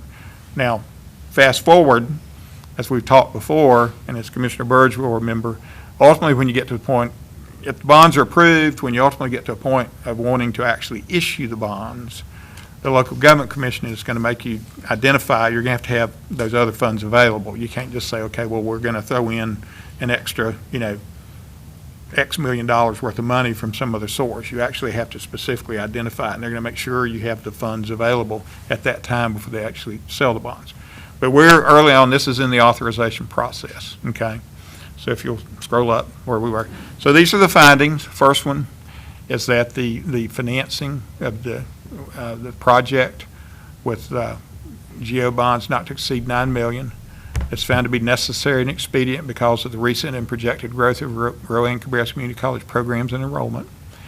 Number 2, the aggregate amount of the proposed bond issue is found to be adequate and not excessive for its proposed purposes because preliminary reports have estimated total project costs for the community college project to be approximately $9 million. And the debt management, budgetary, and fiscal management policies of Cabarrus County are found to have been carried out in strict compliance with applicable laws, evidenced by the fact that LGC has not taken any action against the county, nor found the county to have acted improperly in debt management. County's not defaulted on any debt obligation. County follows the debt management guidelines of the North Carolina Local Government Commission. A, B, and C, those are all pretty much boilerplate. Number 4, you have to specify whether a property tax increase is expected. My understanding here is that no property tax increase is expected to be necessary to pay the debt service. And then number 5 authorizes the filing of an application, publication of a notice of intent. Number 6 appoints my firm as bond counsel. If you would scroll back up to numbers 1 and 2 of this. As you recall, there were some discussions really, and again, these are what I will call a proposed resolution that I have put together based on my understanding of the discussions and the purposes and the will of this body, of this board. Certainly, as we talked last time, it would be appropriate if you want to amend certain parts of this resolution before it gets adopted. That's permitted and within your prerogative. So, for example, if you want to increase the dollar amount, if you want to, if you want to say that in number 1, for example, where I say that the necessary and expedient because of the recent and projected growth of early and Cabarrus community college programs and enrollment. If you want to say something different, if you don't think that's an accurate statement, I mean, this is very much a work in process until you adopt the resolution. And like any resolution, it's subject to, you can offer amendments to it to reflect the will of this board. And if you scroll to the couple more pages in, and as we talked before, keep going down, one more. We've started doing this. We also have, keep going. This is a copy of the actual notice. If there were no changes and you approved this is the notice that would go into the newspaper. And we would have to go pretty quickly because the notice has to get published 10 days before the application gets filed with the local government commission, and we've got that scheduled to be done, on the 13th of June, so you can take action at your next meeting. So we'd have to act pretty quickly. I just wanted to remind everybody that the second part is, under federal tax law, you are required to express your intention to reimburse expenditures if you're going to advance your own money and reimburse yourself with bond proceeds when issued. And we just find it's convenient to just go ahead and do that up front, so you don't have to worry about something, falling through the cracks. So that's just secondary. But the main part of it is the authorization of the application with the local government commission and the publication of notice of intent, which has the maximum dollar amount, the description of the project, and the findings. Okay, and I have a question. This amount is $9 million, and the comment's been made that there would be an additional $2 million in cash on the back end. Where is that in this Plan F? I mean, I see where the $6.2 million cut's projected in 2016. It should be listed under the $2 million underneath lottery funds. Is it 16 or 17? Well, there's debt proceeds from KMS to RCCC is under revenue. But I just want to make sure if it's identified in 2016. Yeah, I think it's part of the 3,172,000 in 2016 under funds for capital projects. The $2 million is included in that. Okay, I'm sorry. Say that to me again. It's under which year? It's in the purple. In the purple. Under- Okay. Under fiscal 16, Okay. 3,172,000. And the 2 is part of that. The 2 is part of that. Okay, that's what I wanted to make sure of. I wasn't 100% certain where that was because it wasn't really pulled out all the way. So wanted to make sure where that was coming in. Commissioners, any comments, questions? The comment I made at our last meeting deals with number 2 in the document that says the aggregate amount of the proposed bond issue is found to be adequate and not excessive. So I'm just repeating my comment. I don't believe the $9 million is excessive. I also don't believe it's adequate. So that is my concern with this document. But I will open it up to any conversation that anyone else would like to have.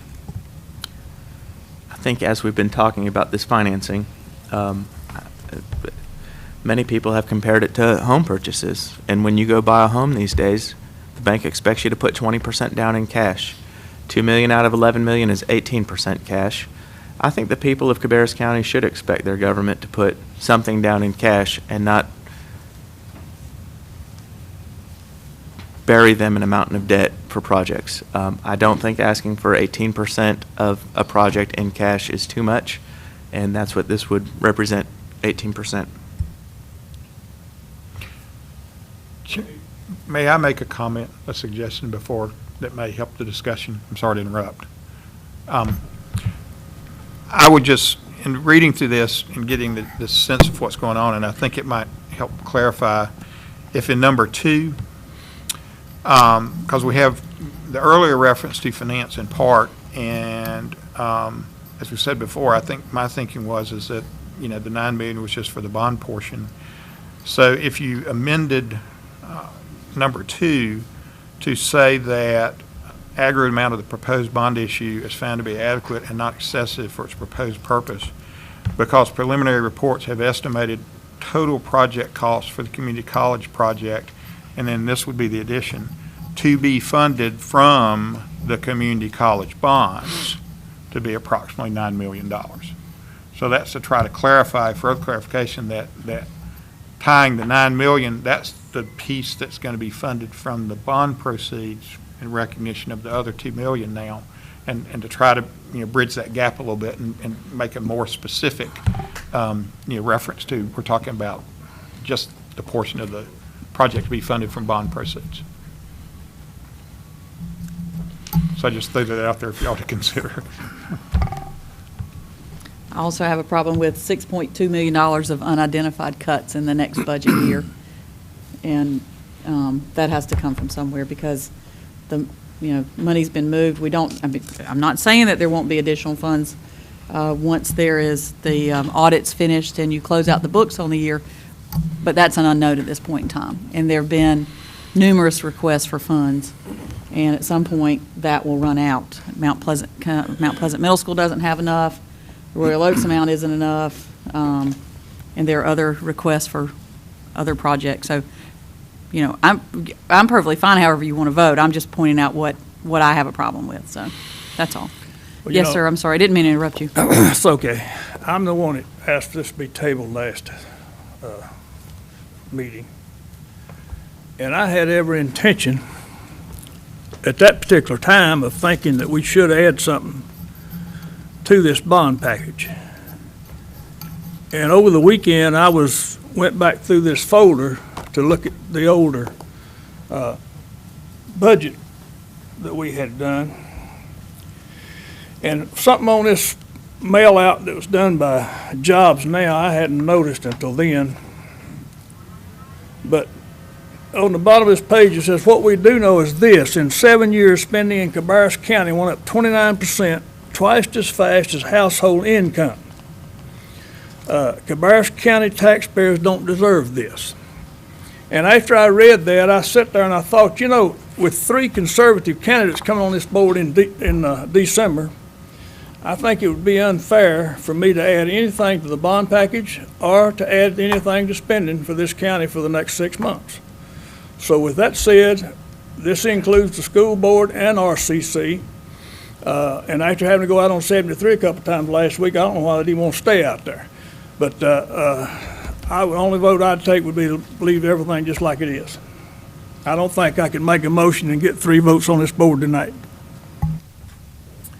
Chairman Poole, if you would like me to make a motion to adopt the resolution as amended by Mr. Cordell to address. Excuse me, I think you have to offer an amendment first, because I can't offer amendments. I was just suggesting if it were the desire of the commission to amend the language, that might address, a concern, help tighten the concern. Yep. But I think under the rules of procedure, I think only a commissioner can actually make a motion. I'm not asking for you to make a motion. Just state that. You just said if I wanted you to make a motion. I'm perfectly fine if somebody wants to, but I'm not. Well, I would like to address. But I would say, if you would like to, as he said, if you're going to make a motion, just state how you want to change number 2, and then you'll be on the record for making the motion, which is what he's saying. So I will same do difference. that. Will you repeat for me how you had? In paragraph number 2, Mm-hmm. in the last line of that paragraph, after the word project and community college project, insert the words to be funded from the community college bonds, and then leave the rest to be approximately 9 million. Okay. I will make a motion to amend the bond resolution so that after the word project, in number 2, it says to be funded from the community college bonds. Just to make sure I got it. you're saying after look, can I do a phrase just to make sure, because project is in there more than once? The For the capital community project. college project, and then put it in? Yes. That's right. Last After- line. Yeah. The last line of 2. The capital P project. Yeah, I just want to make, Sure. right before that 5 words is the word project. I just want to make sure it was. Right. Everybody knew exactly what you were saying. Where the So- little hand is right now. That's We where- will add a comma, and then, I think you just don't need a comma. No You just comma? need to add the words. all right. Then my motion is, after the community college project with a capital P, the word project, insert the language to be funded from the community college bonds. Okay, there is a motion. Is there a second? Second. Okay, there is a motion and there is a second. Any other discussion? I would just comment that, my reason for voting against the motion will be that the request was for 12.3 million. We are only providing for 11 million in addition to eliminating the other requests that the community college had made, and have not identified a funding source for the balance of that money. Based on my conversation with folks at the community college, they have taken a very modest approach in coming up with the 12.3. So I have concerns about where the balance of that funding is coming from. This was originally budgeted at our capital improvement plan at $10 million, so you're talking about 23% greater than what was originally budgeted. So we split the difference between 12.3 and 10 and came up with 11. I think that's an appropriate compromise. People ask us to compromise, and I think that's a good compromise. Okay, again, there's a motion and there's a second. Is there any other comments? If not, all those in favor say aye. Aye. All those opposed? Aye. So the motion carries 3-2. Okay, would you like to move on to the K-12 one? Sure, be my Please. pleasure. And again, so in this resolution, same process for the school bonds. Authorizes $11 million of bonds, filing of a application of local government commission, publication of notice of intent. Again, the first paragraph sets, this now has been limited to just the replacement school for Royal Oaks Elementary School, $11 million. I note again the specific inclusion of the words to finance in part the project, trying to get at the same idea that only a portion of the project is being financed with bonds. If you turn scroll down to the next page, similar findings in terms of big picture, slightly different wording in number 1 when we talk about the bonds being necessary and expedient. You know, this is some language that I often use in school bond referendums. Just recent and projected growth in school-age population in Cabarrus County and the inability of the existing school facilities to house the additional student population. Again, that's something that I just, the language I typically use. It's pretty broad. If you wanted to, amend that, that's your prerogative. And from there, it's basically the same findings. We'll come back to number 2, but it makes the findings about the debt management, budgetary, and fiscal policy of the Cabarrus. No property tax increase is expected, authorizing the filing of an application with the local government commission. And number 2, just read that. Aggregate amount of the proposed bond issue is found to be adequate and not excessive for its proposed purpose. Because preliminary reports have estimated total project cost for the public school project to be approximately $11 million. Based on the discussion we just had, I think a similar amendment of this language after the words, inserting the words after public school project to reflect the fact that it's to be funded with the school bonds is the 11 million, and leaving the other funding source, the other amount, to come from other sources. So that's it. That's pretty much the same thing. Before we talk on that, I apologize. I want to, they would like to verify, our clerk Yes. would like to verify Sure. that we've made the right motion. So Okay. on the previous one, because it'll be the same thing on this one, I would presume. So is it okay to have one motion that amends the document in front of us and passes it, or should we do one motion to amend the document and a second motion to approve the document? I think you should have separate motions. Okay, so Yes, I believe, can just to we- be precise, yes. Okay, good point. So, just I to will make clarify, a- your first motion was to amend the document. Everybody understand? That was the first motion? Yes? Okay. I just want to make sure that we get things done right. I think that makes sense. So now, if we can go back to the Rowan Cabarrus, and then we'll talk about this one.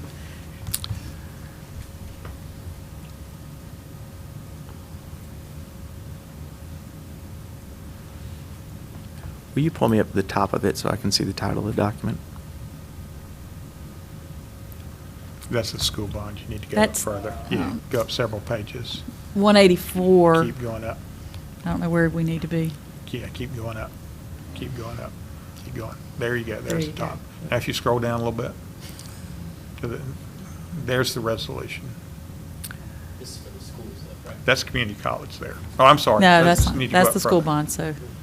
Oh, I'm sorry. Where were you? We want to make You wanna sure go on the to- community so you need to college go back- that I'm we have sorry. done I have them in reverse the order. correct. That's Sorry. okay. I just want to make sure There you go. Okay, there's the that first we page have of approved the community correct, college. made the correct motion so that there isn't a Yeah, scroll down gotcha just a somewhere little down the bit. road. Resolution, it's 184, right? There it is. Community college, yes. There you go, yes. Okay. Then I make a second motion to approve as amended the resolution approving the filing of an application with the local government commission with respect to up to $9 million general obligation community college bonds, authorizing publication of a notice of intent to file said application and making certain findings relating thereto. Okay, thank you very much. So we do have a motion. Is there a second for that motion? Okay, there is a motion, there is a second. Any discussion on that? Okay, all those in favor say aye. Aye. All those opposed? No. The motion carries 3-2. Thank you. I just want to make sure we get it done right. Okay, now we're going to go back to K-12, public school bond. And I'll Okay. open it up for any comments or any action.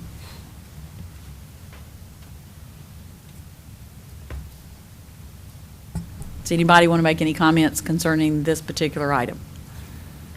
My only comment on this is that we funded 2 additional schools for Cabarrus County school systems with cash. We have not received good numbers from them in terms of actual construction estimates, and that is a factor in my vote on this decision. Additionally, they have not been able to show why they need as many students as requested for Royal Oaks. The capacity would be increased tremendously. And when you look through their ORED study, the fact that we've already funded a 1,000-person school with cash in the Northwest area, they have not been able to show me as a commissioner that they need the capacity that they have requested at the cost for Royal Oaks. And so this amount, I think, is appropriate to replace Royal Oaks at a capacity that allows for some additional increase, which they have been able to show in terms of needing some additional capacity to pull from Weddington, I believe. Winecoff right there. And so I think this, based on those factors, this is an appropriate amount. Okay, my comments are the same. I don't believe that the total amount is adequate. We funded one school, the elementary school, and partially funded another, the middle school in Mount Pleasant, and they're limited dollar amounts, and I don't know how we're going to finish that project and do the other projects with the extra cash. So, again, that's just the same concern as before. Larry, do you want to, you had tabled this one too. I don't know if you wanted to add anything.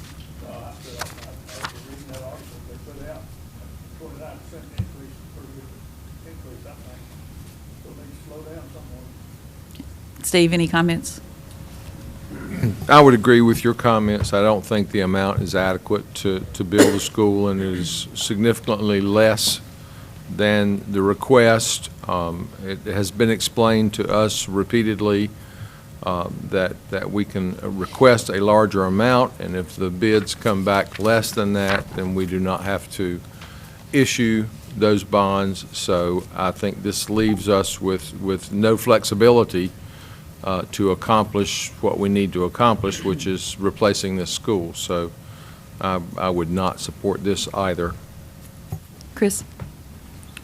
I'd just say, I think that the position that we have been, the position that we have created, as far as with the new elementary school, the Mount Pleasant Middle School, and with this bond resolution, I think has put us in a position of more flexibility, because we've been able to do more with the resources that we have available. And regardless of the price tags or the requested amounts of money, I'm still confused to why there was a request for a 1,000-person replacement to Royal Oaks Elementary when there's only 350 students. So I believe that this amount is very adequate to replace a 350 person school rather than building for 1,000. Did you make a motion? No, but I want to ask Okay, I'm sorry. Mr. Cordelli a question. So specifically with respect to RCCC, that was $9 million plus a promise of $2 million more. This $11 million is the exclusive amount for the Royal Oaks. So do you think that I need, is it your suggestion that I amend this resolution in the same way that we did RCCC with that difference being noted? Well, let me just go back, because I don't think that the resolution itself, with the language used, was, amended to make any commitment that there would be $2 million from some other source. I think the amendment to the resolution was just to tweak the language of the finding to say that taking into account just the portion of the project to be financial bond proceeds, that the board thinks $9 million is sufficient, adequate. Now that it leaves implicit, the discussion among yourself is that you're going to do another $2 million from equity. I mean, I think you'll have to take some other action to actually do that, because the community college resolution doesn't really do that. It's just, it doesn't address that additional $2 million. It's worded the way it is with the sort of the understanding that there's these other sources, but I don't think the resolution as drafted or as amended actually takes action to commit that other $2 million. I think that's a step you will have to take in the future. With that being noted, I'm not going to make a motion to amend this resolution. I will make a motion to approve the resolution approving the filing of an application with the local government commission with respect to up to $11 million general obligation school bonds, authorizing publication of notice of intent to file said application, and making certain findings related thereto. Okay, so there is a motion. Is there a second? Okay, there's a motion and there's a second. All those in favor say aye. Aye. All those opposed? No. The motion carries 3-2. Mr. Cordell, can you get us an updated schedule, please, Yes. when you get a chance? Just Yes. because we kind of put us off schedule. We put us off Well, the this- original schedule before, a couple times, but just to make sure that everybody has a, Yes, and I just checked my calendar It real may quick. be in here, I don't know. And the Tribune publishes, we should be okay. You have to publish the notice of intent 10 calendar days before the local government commission application is actually filed. And that's going to happen under this schedule. It's going to happen on June 13th. So that means sometime before June 3rd, we have to be able to publish the revised notice, which we should be able to make that, because I know Friday, when else does the Tribune publish, do you know? Wednesday, Friday, Sunday. Okay. We won't be able to make Wednesday. We may be able to make Friday. A lot of times they have like a 48-hour cutoff. We'll at least be able to make Sunday. There's no question about that. that's fine. If what we have in here is the correct one, I'm looking on page 161, everybody, back Yes. a few from there. If that's correct, I just wanted to make sure Sure. that we hadn't gotten off schedule more so that we needed to worry about. No, I think we're good. I had seen something earlier that something may be tabled to a later meeting, and that was what has got me worried. No, that's fine. But I I think just- with the action tonight, you're fine. Okay. And I can get the revised resolution, a new schedule to you by the end of the day tomorrow. Okay, and if this schedule's fine, then I'm good. The only thing that I just we wanna need make to sure. tweak is just the, when the notice of intent. Okay. And, I don't mean to have it tonight, just Right. Thursday, next Monday, sometime, just so we can have it updated. I like be- having a notebook that I can keep stuff in. Sure. I won't be like I was at the last meeting borrowing for Larry, because I couldn't find the sheet of paper I was hunting for, because I had too much on me, so. Okay, the next thing that we have is general discussion. Is there any other comments anybody wants to make? Tonight, we're a little bit longer than we had planned, but I'm not seeing anything. Okay. In that case, we need a motion to recess this meeting to Thursday night, May 29th, Thursday afternoon, May 29th at 4 PM in the multipurpose room. Do I have a motion to recess? So moved. I have a motion. Do I have a second? Second. There's a motion and a second. All those in favor say aye. Aye. Any opposed? Thank you all very much. See you Thursday.